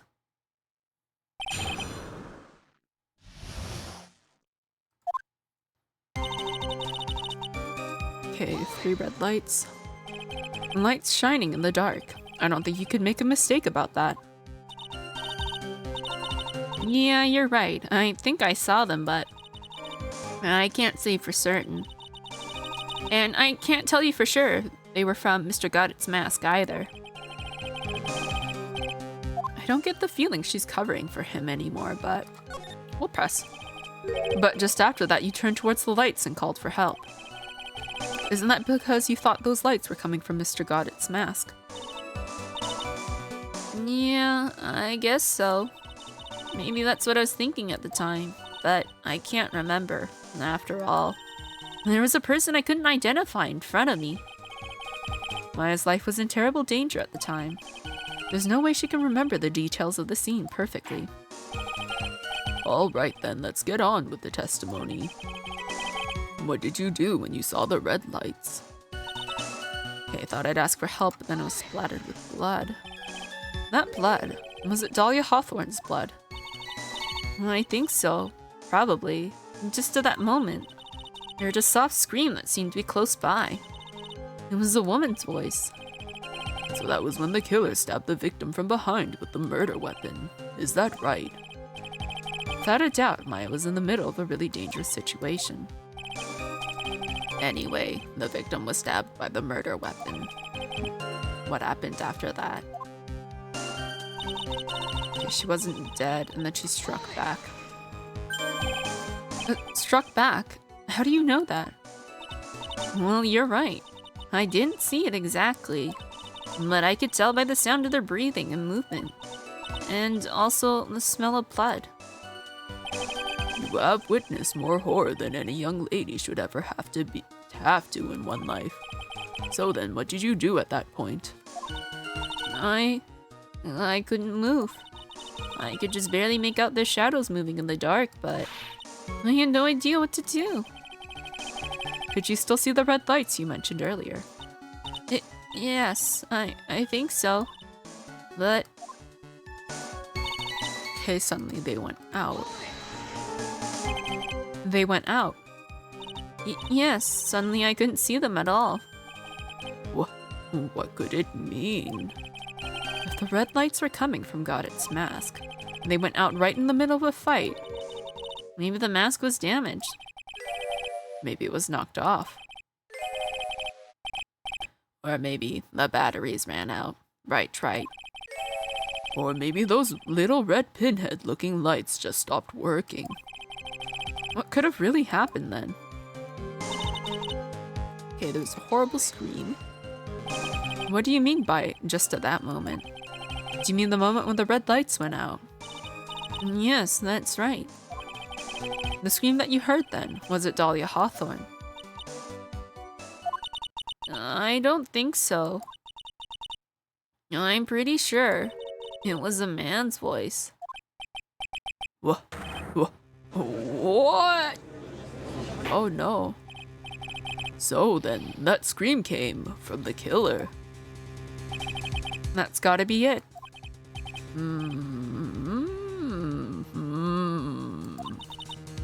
I think Dahlia Hawthorne must have taken the blade and attacked the killer with it.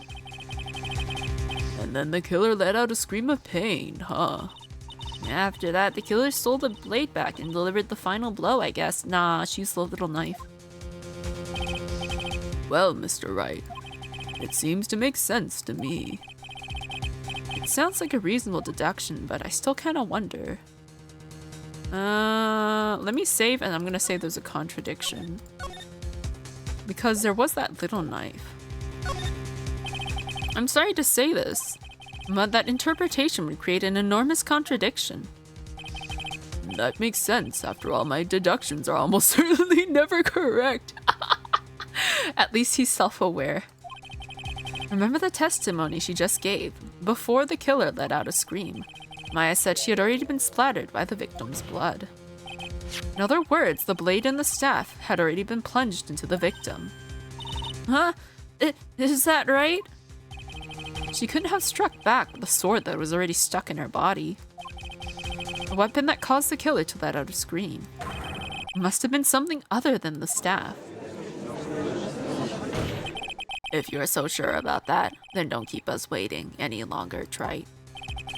There's only one thing I can think of that could have been used as the weapon here. If Dahlia Hawthorne had already been stabbed in the back by the staff, what could she have used to strike back at the killer? The little dagger. Here we go. Say hello to my little friend. Naturally, the dagger the killer brought to the scene of the crime. Oh, that's right. I forgot about that. This dagger was found at the crime scene, stuck into a pine tree. Yes, the detective found that this morning and brought it to me. Dahlia Hawthorne struck back at the killer with this, and she managed to wound him as well. Just because he let out a scream doesn't mean that he was wounded. For all we know, the blood on the dagger could have been from the victim. No, we just found out. Have you forgotten that the blood has already been tested? Since we learned it wasn't the victim's blood, it must be the killer's blood. The killer must have a wound somewhere on his body. So you're saying the blood on this dagger belongs to the killer? Exactly. A DNA analysis of the blood would prove it beyond a shadow of a doubt. And yes, Mr. Goddard, it would prove that it's your blood. Nice theory. Try it. No? Still denying it. Order! Order in the court! Is this the end? Have I done it? Doesn't feel like it. Even if you won't be able to change the results of a scientific test. Ha. Let me ask you something trite. Let's just say that it turned out that I was the killer. Do you really think I would be stupid enough to leave evidence like that? What? Just think for a second. This dagger was found this morning by a detective and brought it to me. There was already blood on it, correct? But even so, I was the one who brought this dagger here to the courtroom. Yes, what does that prove? Well, if I really were the killer, I could have washed the blade off and then planted another person's blood on it. It can't be. In any case, there's one thing I can guarantee, Trite. That blood, it doesn't belong to me. Not a chance. What? In any event, it seems to be established that the killer was wounded. All right then, witness, continue your testimony. Wait a minute. What's the problem? I know I probably shouldn't say this, but there's a big contradiction in Nick's explanation. Maya? This dagger, you said it wounded the killer. That's right. But,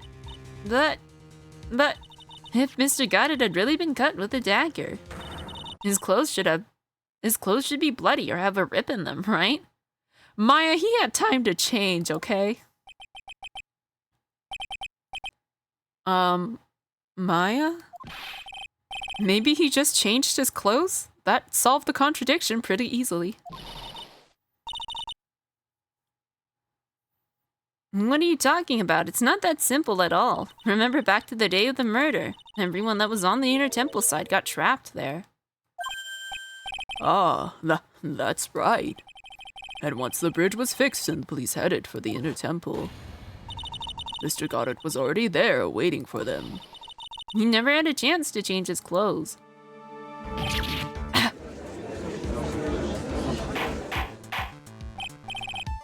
Order in the court. Well, maybe he brought a change of clothes with him. But no one could have predicted the lightning strike that shut down the bridge. Why would anyone have brought a change of clothes? Did the judge take smart pills during the last recess? Well then, maybe the killer took off his clothes before he committed the murder. That way he wouldn't get any blood on them. That's impossible, Wright. You know how cold it gets up there late at night. After a few minutes with no clothes on, you'd be frozen, solid.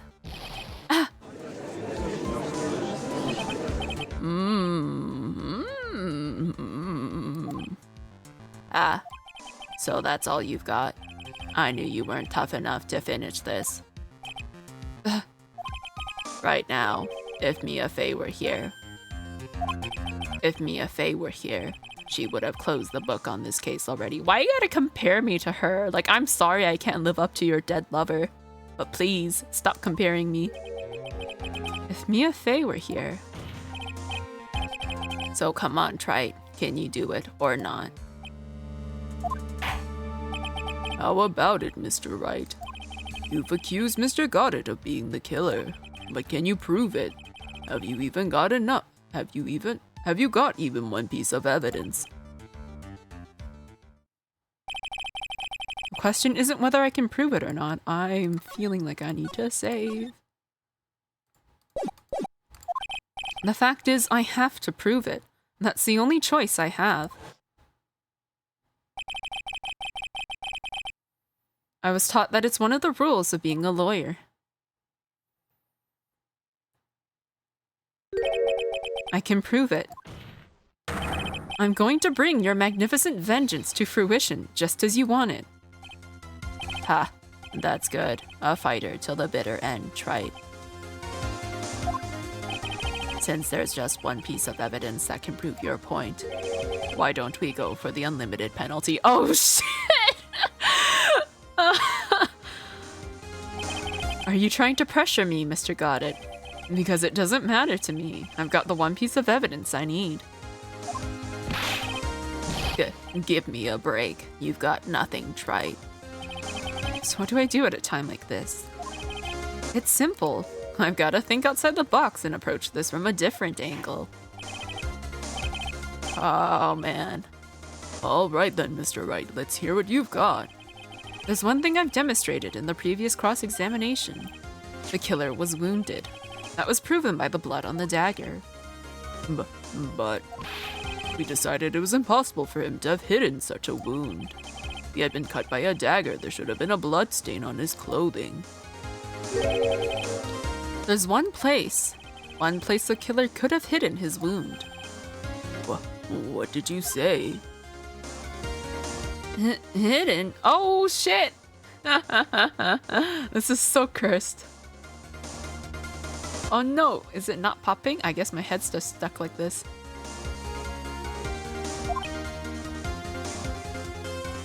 Oh no, I think my head is stuck like this. Wait. Is my head shrinking or is it still big? Let me see. Hold on. I think it's shrinking. No, it's not. Oh no. Okay, hold on. This is not right. Just leave it the rest of the stream. I can't do that. Oh, it is? Okay. It was supposed to explode though. Can you nod your head? Maybe when my head is big again, I can do it like a bobblehead. This is it. My last stand. I need to think about this from a different angle.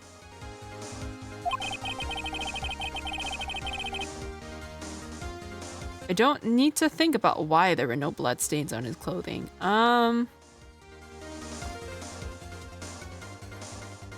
don't know that reference, so I can't sing it.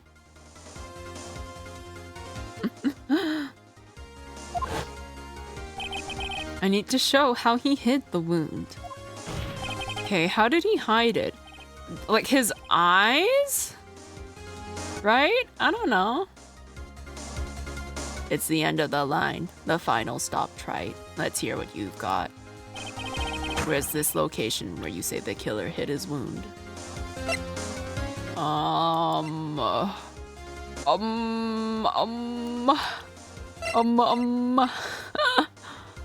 Do I have to present evidence?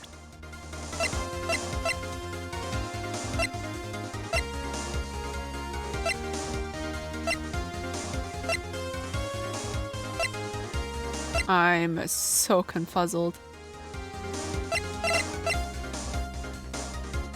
Oh!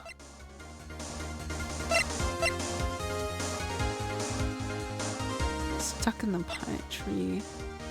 This location.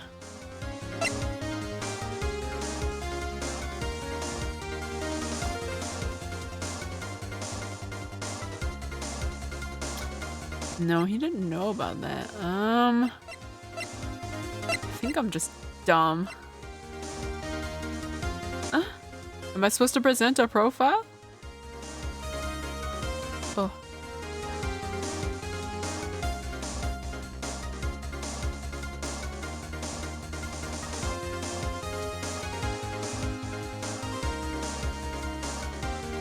Wound has to be on his person, so do I have to present his profile? Because that's the only thing, because I don't think I have a piece of evidence. I mean, I did save, because I'm pretty sure it's his eye or something like that. Whatever that thing's covering. I don't know what you're talking about. And frankly, I don't need to know. What I do know is that you'll never be half the lawyer she was. Isn't that right? Try it. Oh! What was that just now?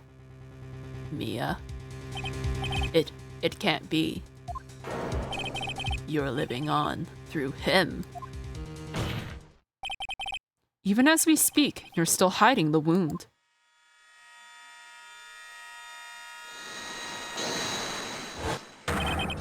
It's beneath your mask. During the fight, the red lights given off by the killer suddenly disappeared.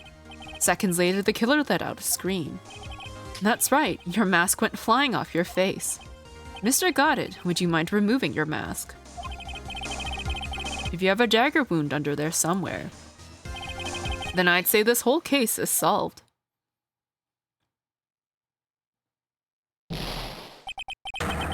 Oh my god. Is it actually gonna break and shatter off his face?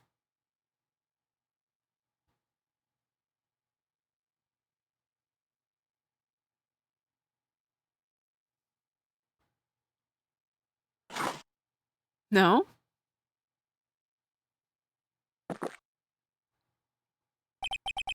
Just now, I saw her spirit in you. I never liked you. 6 years ago. You helped the woman who put me to sleep by hiding her bottle of poison.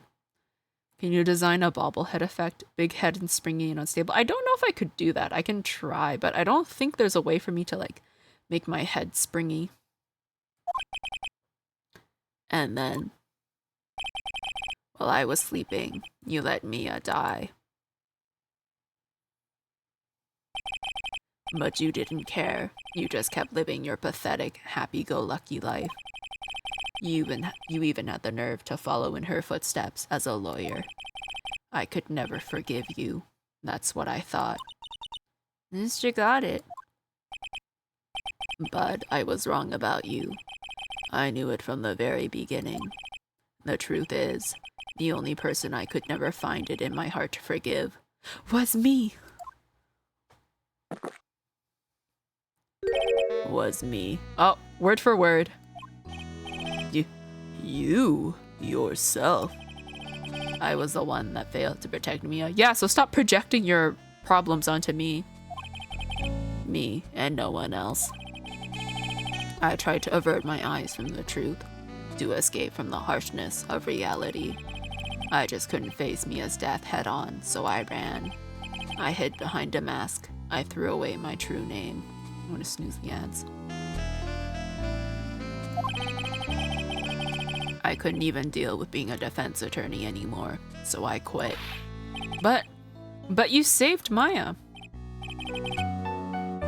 Yeah, that was my plan. Up until just now, anyway. What do you mean? Are you listening, Maya? If I'd really wanted to save you, then there's one person that I should have gone and talked to right away. Who would that be? Mia? Or I guess Phoenix. Are you talking about Nick? But I didn't do it. I tried to get the help of Iris and your mother. But I closed my eyes to the most important man involved. Do you know why? The real reason. You wanted to be the one to do it and not Phoenix? I don't know. No. Why? I suppose I wasn't really interested in saving you at all. Huh? I think I was just trying to salvage what's left of my own broken soul. I was trying to make up for the fact that I couldn't save Mia, nothing more. That's why I let you walk right into a situation that I knew was dangerous. Forgive me. You're wrong. You put your life on the line to save Maya. Was it really for Maya's sake? Even I'm not really sure. What do you mean by that?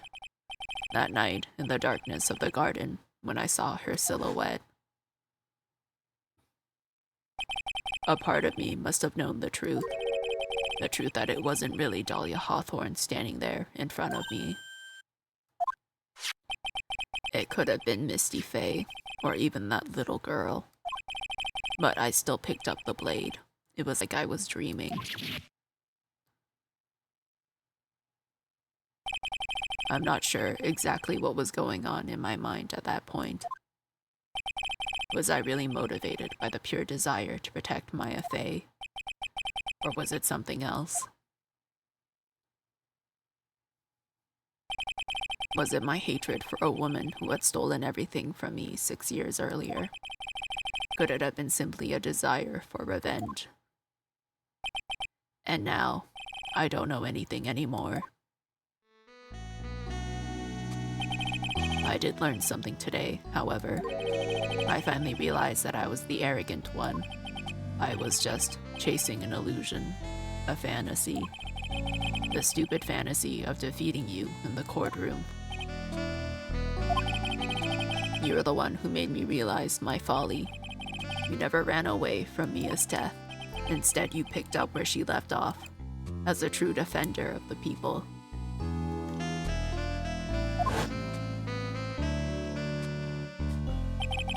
In that one moment, I understood everything. Mr. Got It.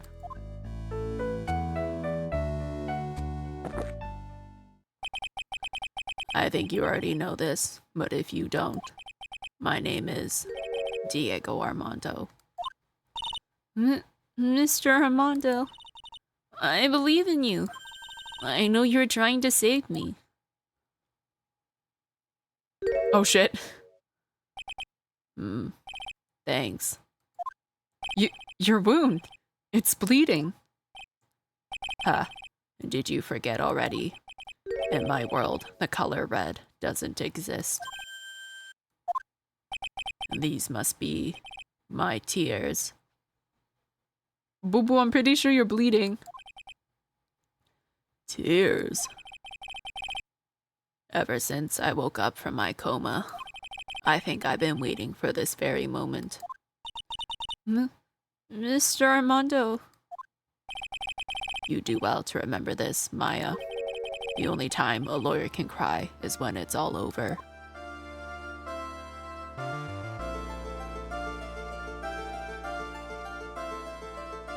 I was like half expecting him to die or something. This time, it really is all over, isn't it? Defendant. Yes, Your Honor. Also, ads in 5 minutes. Hopefully we can wrap this up before then. Although you weren't directly involved in the murder, tampering with the body in the crime scene is a serious offense in itself. I understand, Your Honor. Mr. Armando explained that to me very carefully. I knew the risk and I willingly cooperated anyway. Very well. Before I hand down my verdict, is there anything you'd like to say? Well, there is one thing. I'd like to say something to Mr. Wright. I want to apologize to you. Apologize? To me? For what? For the case 5 years ago, of course.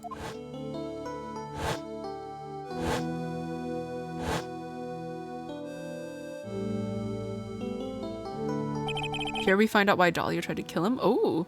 I just remembered. Weren't you poisoned by your own lover? Not exactly, but yeah, something like that.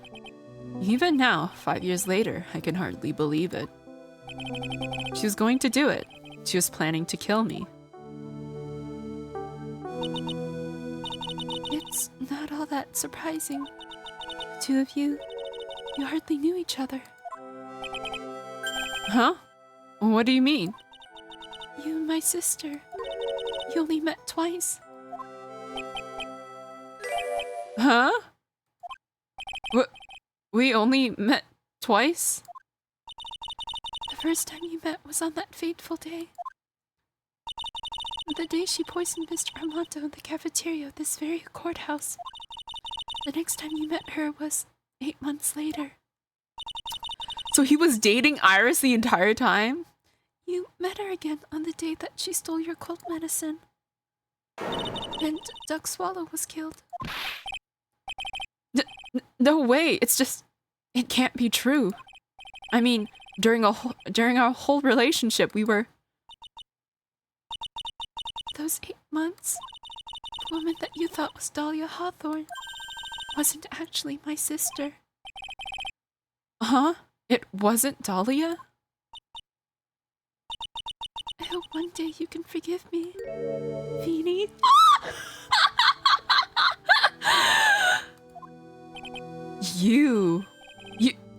You mean... That's right. That's why she blushes when she looks at us.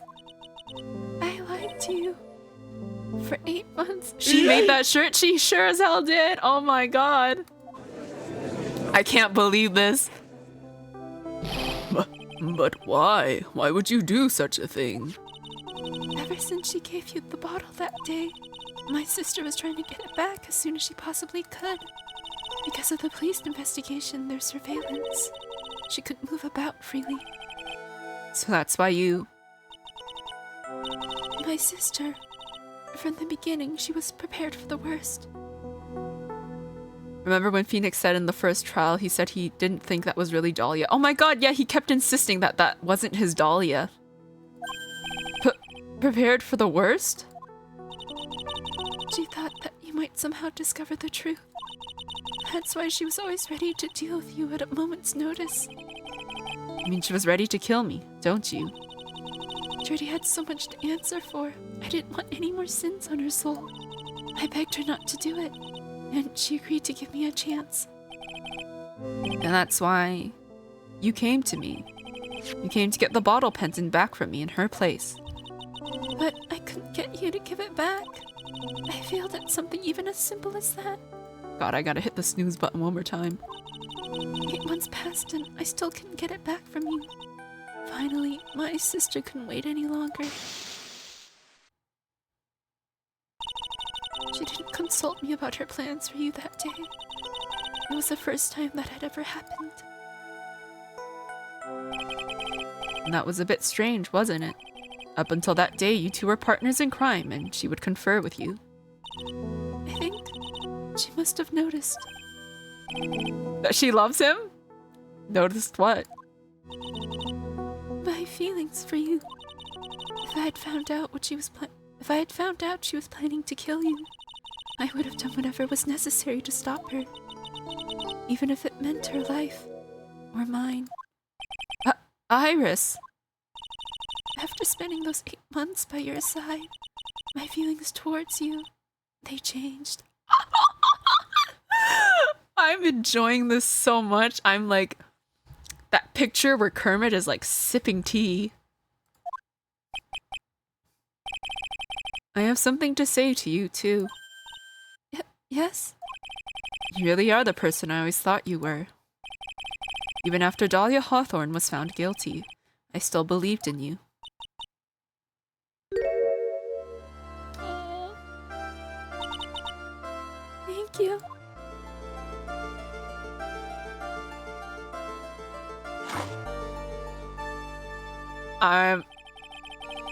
My brain. Oh my goodness. How many cups of darkness have I drank over the years? Even I don't know. I'll tell you though, right now, this one here is the greatest cup I think I've ever had. Don't you think so? Phoenix Wright. Oh my god, you said my name! Am I also drinking coffee? Yeah, I think you're right. The purpose of this trial was to rule on the murder of the victim Elise Dunim. At some point, I expect you will be tried for your role as an accomplice in this case. I understand, Your Honor. Very well. On the charge of murder, I hereby find the defendant not guilty. Huzzah! Should have worn that shirt like I said. Maybe. Court is now adjourned. Man, I can't believe this. Okay, I think what I'm gonna do is, because I feel like there's still gonna be a little bit more after this, or who knows, maybe this next interaction is only gonna be a few minutes, but I'm gonna run the ads now. It's gonna be another 3 minutes, and then we'll continue this. But yes, my brain blown. Okay, see you guys in a bit. But yes, oh my god. Do you think you would take her back? Like, I know she's probably gonna go to, like, jail for, like, a bit, right? Because she's gonna be found, guilty for being an accomplice in murder, but, like, I don't know. That kind of puts a damper on my Edgeworth and Phoenix ship, though.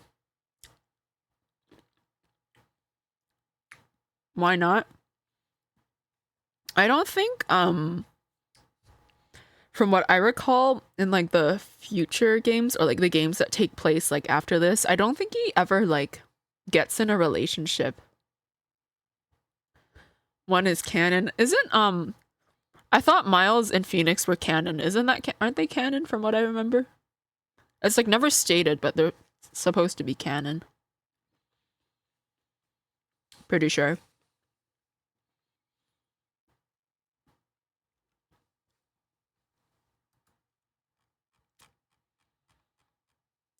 But yes, I suppose I'll maybe get a glimpse of them whenever Apollo Justice comes out, which won't be for a long time. When was it? Was it 2024 they said? I think it was 2024 they said is when it was gonna come out. Yeah, early 2024. Now you have to knit a shirt as well. I cannot knit to save my life. I might crochet a shirt. But like crocheting clothes is like always a bit tricky Like if I was crocheting something for myself, maybe it wouldn't be too bad. But like, yeah, because you gotta get the measurements right. I'm gonna also take this time to go to the bathroom. I will be back.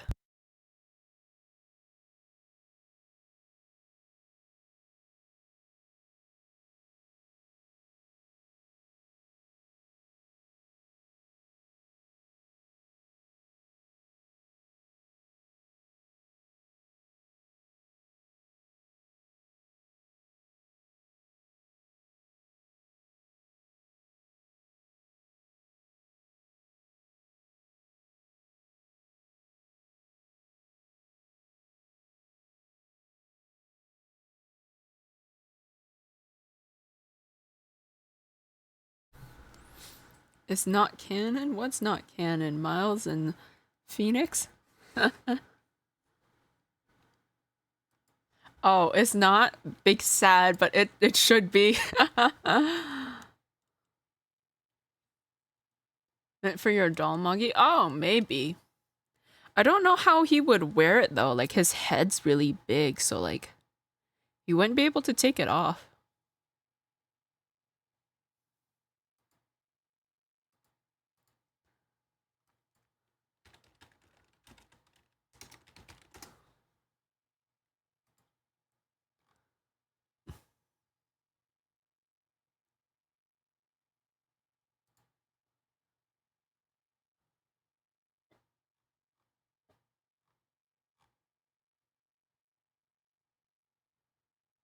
Button shirt? Maybe that could work.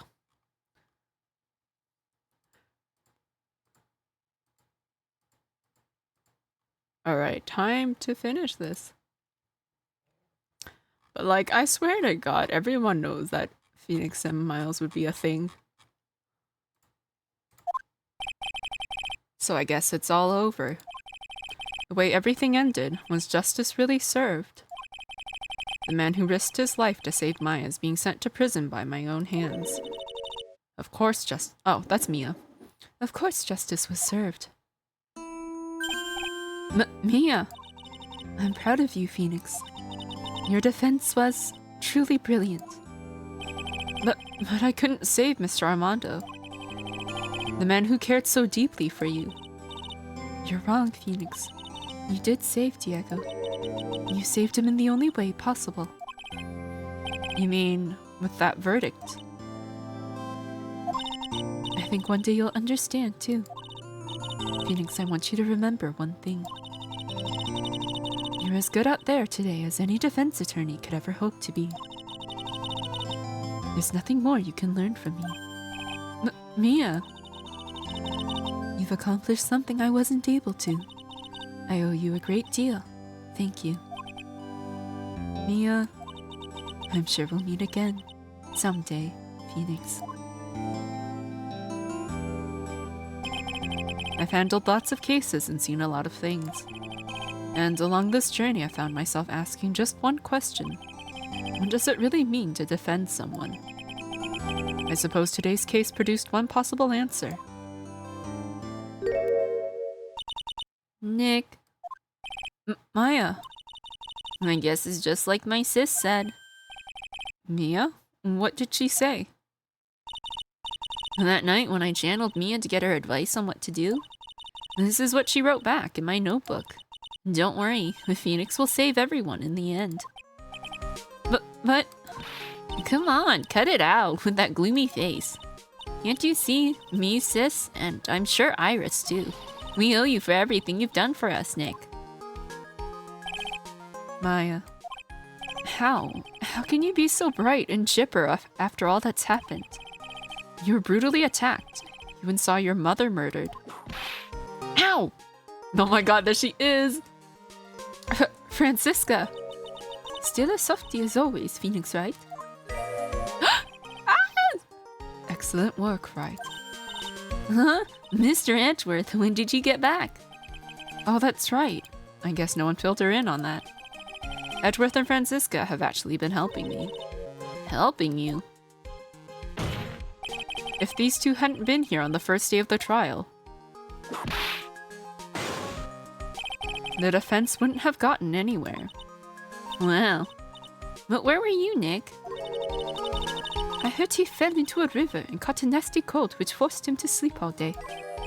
Yes, he laid in bed, shivering from his fever, with Iris's hood pulled over his head. Oh, ouch. Talk about embarrassing, Nick. You definitely need more training. Anyway, thank you, Mr. Edgeworth. And you too. Francisca? I don't suppose. Is that Gumshoe? Oh no, that's Larry. There's room for me in this group hug, is there? Larry is so touch-starved, I swear to God. Oh, Larry. What's with the, longer than usual face? I realized something when I was reborn. I realized that Larry was never of any use to anyone, not even once.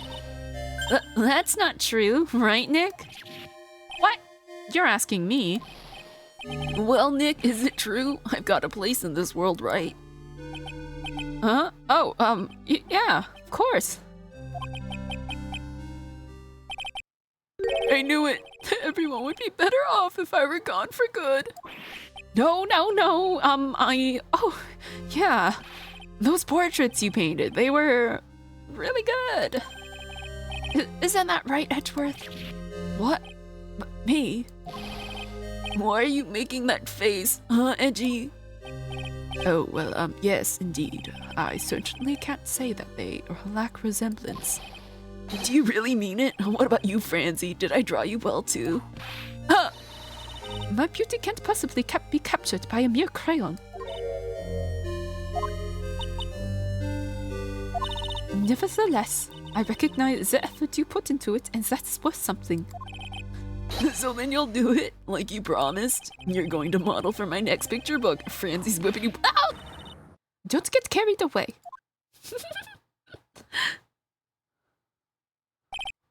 Well, how about that? I guess painting portraits is the only thing I'm good at. The painting of Pearl was pretty darn good too, if you ask me. Huh? Now that you mentioned it, I haven't seen her around. Pearls? Where could she have gone? Normally she would have made a beeline for Maya. Oh, I'll go look for her. Be right back. Yay, Burly! Right. You seem to be uncharacteristically puzzled. I suspect you're wondering how Maya can be so cheerful despite all that has happened. Yeah. To be honest, I can't understand it either. Francisca. That's right. She lost her father fairly recently as well. I think I understand how she feels. Maya's a much wiser person than she appears, and I think she realizes something.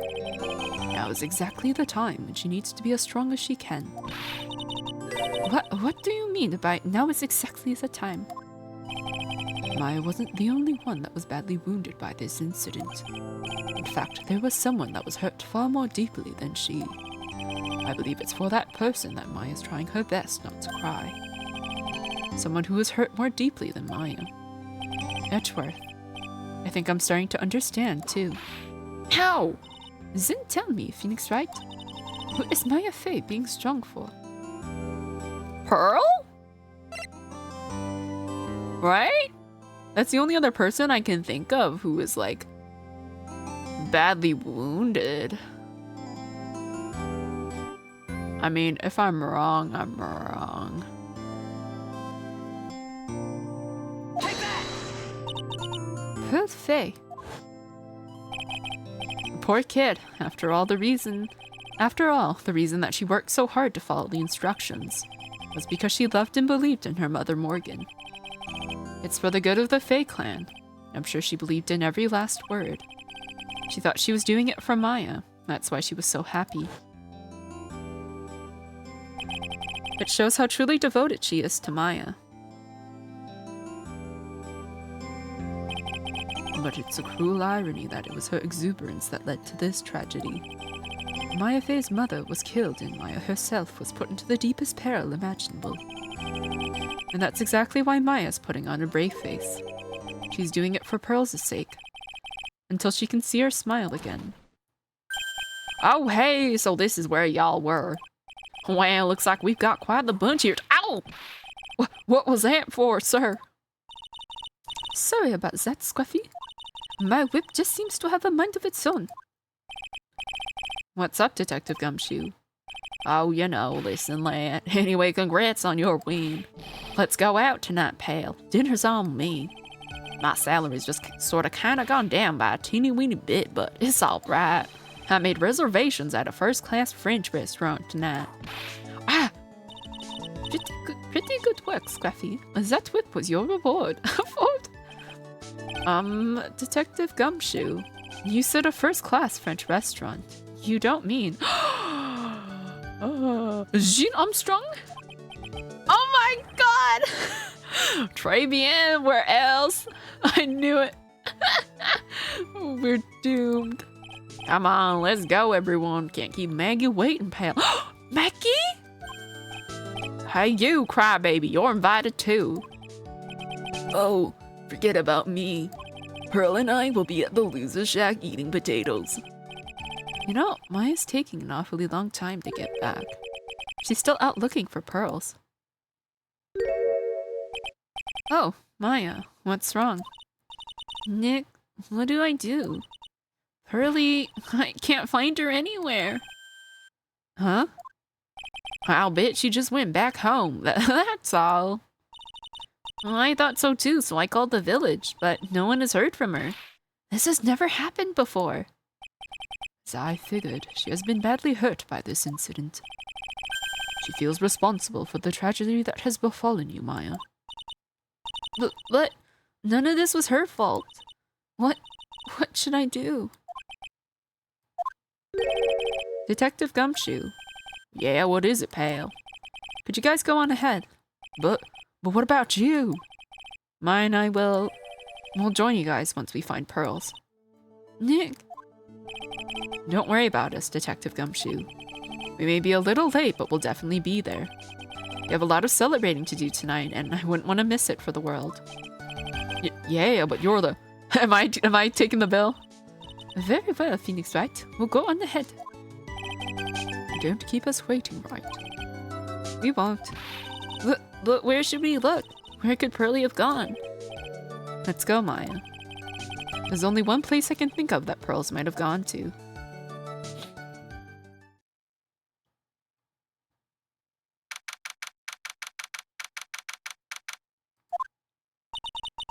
Hanzakura Temple. For pearls, I bet this is a very important place.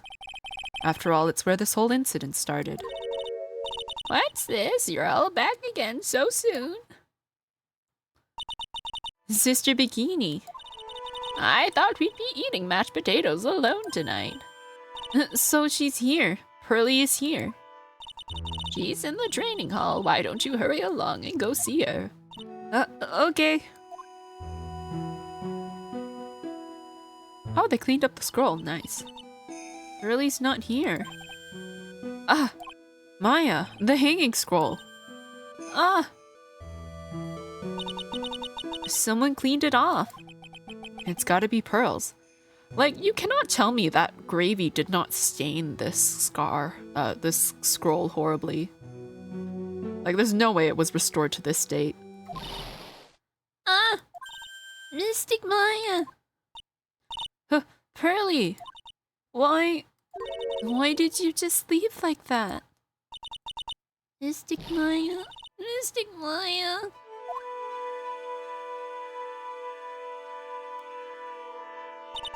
I swore that I would never trouble the two of you ever again. Because it's all my fault that Mystic Maya's mother...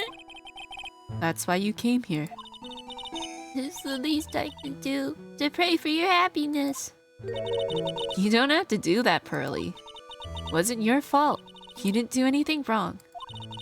Of course, I'm sad that my mother is gone. But how do I say this? I'm still happy. You don't have to lie just to make me feel better. No, really. It's true. The only reason I'm still here at all is thanks to everyone who was there for me. My sis, my mother, Mr. Armando, Nick, and you. If even one of you weren't there, I'm sure I wouldn't still be alive right now. That's why I have to be strong. for all the people that were there for me when I needed them. And that's all I can really do. Mystic Maya. I'm impressed. You truly are the daughter of Mystic Misty. Sister Bikini. Your mother, Mystic Misty, was a strong woman indeed. I want to tell you what she said to me that night. After dishonoring the good name of Crane, I don't have the right to face my daughter. But still, Maya's always in my thoughts. It's true, she'll always be with me until the day I die. Your spirit was with her. That's why your mother was so strong. Even at the end, I'm sure she had no regrets. She'll always be with me until the day I die, huh? There's a rule or something all masters are to follow, isn't there? To never take the charm off until the day you die.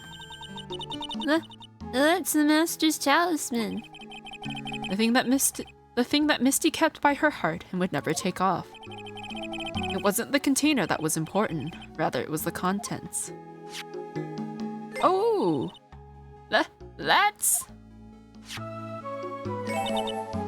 a photo. Oh my god, is it Maya and Mia? Mother. Oh my god, do we get to see? It's only natural for living creatures to fight to protect their own lives. What makes us human is that we fight for others. But who do you fight for? How hard must you fight? That's the true measure of what human life is worth. We defense attorneys are warriors who are constantly challenged by that question.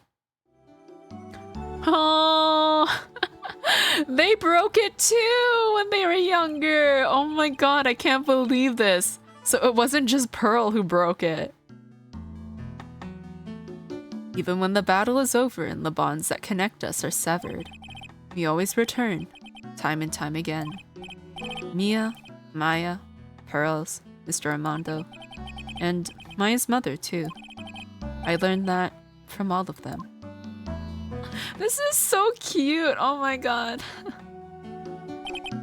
Well, shall we get going? Everyone's waiting. This is a day to remember, a day when a lot of things are finally put to rest. I think we should celebrate what we've overcome today. But I still can't. Oh, go on, sweetie. You can come back for training anytime. Okay. Alright, I'm going to make a brand new start too. And Sister Bikini, I'll be back for more training, I promise. I know, and I won't go easy on you just because you're the future master. But I'll make sure to prepare reservations for 3 for when you come back. I can't do her laugh. Alright, we're going to have a great feast today, Pearly. You know why? Because training is a battle of endurance. Okay, Mystic Maya. I'll eat lots and lots of food tonight. It's not gonna taste very good. I'm sorry, Pearls. You know, there's one thing I don't get, and probably don't want to, but... What is it, Nick? Reservations for training is fine and all, but why for 3? Come on, what do you think? You're one of us, Nick. Next time you can train right alongside us. Huh? I'll be waiting for you. Sister Bikini will take special care of you. Huh? It'll be great, Nick. We're going to do the special course, naturally. Huh? That's a great idea. After all, Mr. Nick, you'd do anything for Mystic Maya, wouldn't you? Even walk on hot coals, right? We'll have a nice big meal right before we come next time. Right, Nick? You know, I was wondering if I can say just one little thing. Sure, of course you can. I love this part. I can't wait to hear it. I'm getting goosebumps too. Well then, here goes nothing. And that's where it ends. Okay. Oh, I love that. Okay, that's it. Oh no, there's a little bit. I really have to work extra hard now. Master of Korean and the office manager of Wright and Co. law offices. I have to be a good big sister to Pearlie and Nick too. Well, as long as I'm not locked up or captured or something like that. Imagine what Pearl would have said if she heard what Phoenix said to Iris. She would have punched him. So it's true. Mr. Nick really is Mystic Maya's knight in shining armor. He went through with the special course all the way to the end. Actually, I heard there's a legendary extra special ultra course here too. I think I'll surprise the two of them by making them a secret reservation. LMAO? Are we gonna have a and then there was only one bed or one training room scenario? Oh my god, I love my man. Maggie bought me a brand new coat as a present, pal. I feel 10 years younger. I'll never take it off. Yes, but somehow you just don't seem the same. I guess a dirty, shabby old overcoat is just more detective-like, sir. Don't worry about it. In the name of love, a man will soil himself silly. So they are together! Oh my god. It happened, guys. It happened. Oh my god. Mr. Wright, I am once again in your debt. Thanks to you, the Treasures of Crane exhibit was a great success. I even got to see Miss Von Karma, who I hadn't seen for almost a year. She taught me how to use a whip and said that I must show you what I've learned. She gives me dominatrix vibes. She could do it. Oh, I love all these little bits about what people are doing now in their life. Oh my god, this man, I don't remember his name. Desi and I started a company called Mass to Mass Consulting. We're dedicated to stopping the evil plans of all the criminals in the city. Our motto is cut it out, please. Pretty cute, huh? Well, we also sell plans for the criminals as a kind of side business. I wonder if that's okay. Sometimes I think maybe we're the worst criminals.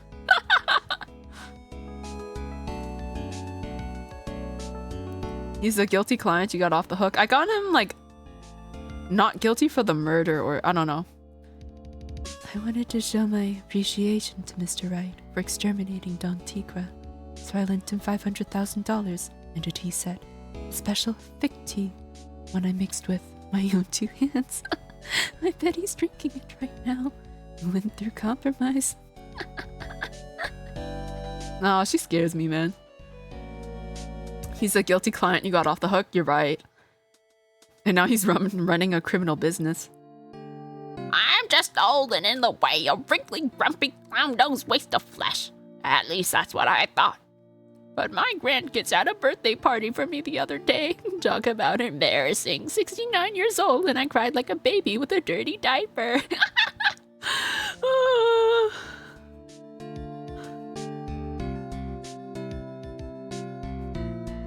As usual, we have an abundance of work to do. We've hired a new programmer to replace Glen Elk.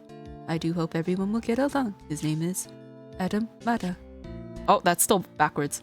As soon as I heard his name, I knew our brain circuits would align perfectly. Adam.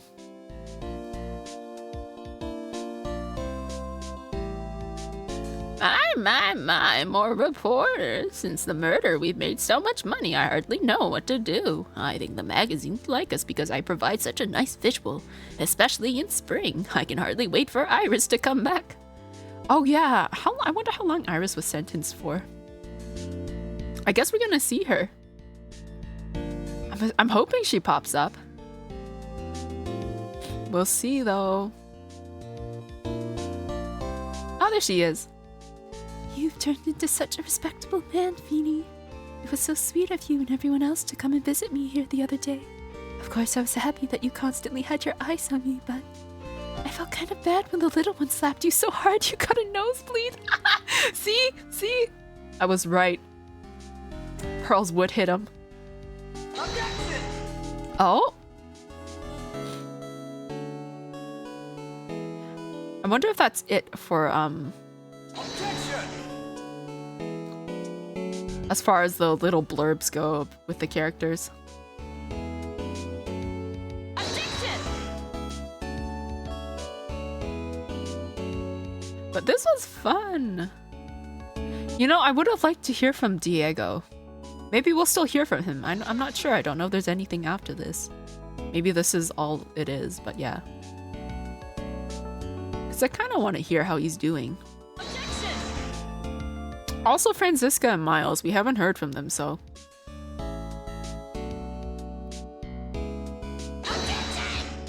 Oh my god, Pain. The one guy whose voice I got right off the bat. Oh my god, is Larry? Oh my god. Oh my god. What's this? I'm back from a long and tiring vacation and no one is here to greet me. I guess while I was gone, my little whippersnapper buddy quit and now I've got no one. And what kind of lonely, crazy security room is this supposed to be anyway? What's with all the flashing lights and switches? I feel like some sort of space alien. And now what am I going to do with all these macadamia nuts I brought back for everyone? If I bring them over to Etchy Poo, I know exactly what to do. I really can't accept these. I'm afraid of something so fragile. Oh, my heart. Oh, when will I ever find a gentleman? Oh, she speaks so fast. I love her rat-tat-tat-tats. Okay, seems we're still going. Oh my god. I finally found something I love to do. The Franzie's Whippity Whip trip is gonna turn the art world over its head. No, why am I bleeding? I should have realized it sooner. Self-central. I'm an artist. A really good portrait artist. I'm not a loser after all.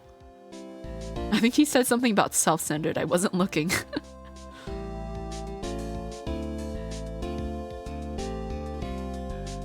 Oh, how cute. Wait, is that Larry? Did Larry draw that? You know what, Larry? You're not bad. Could you imagine if this was all things that Larry supposedly drew? That would be like so funny. Because when you compare his bridge art to this.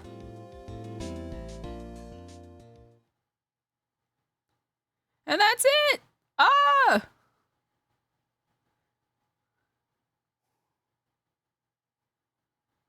And we're done. Oh my god, what a ride.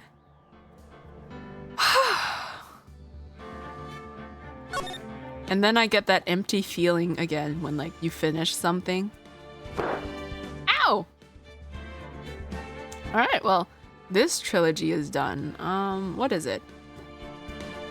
It is almost 11. I have some, we can play a little bit of the Oh. Great, you finished the game. Now what are we supposed to do on Wednesdays? Well, you see, I bought the Great Ace Attorney Chronicles. So I was thinking maybe just keep going on the Ace Attorney train. Keep chugging along on that.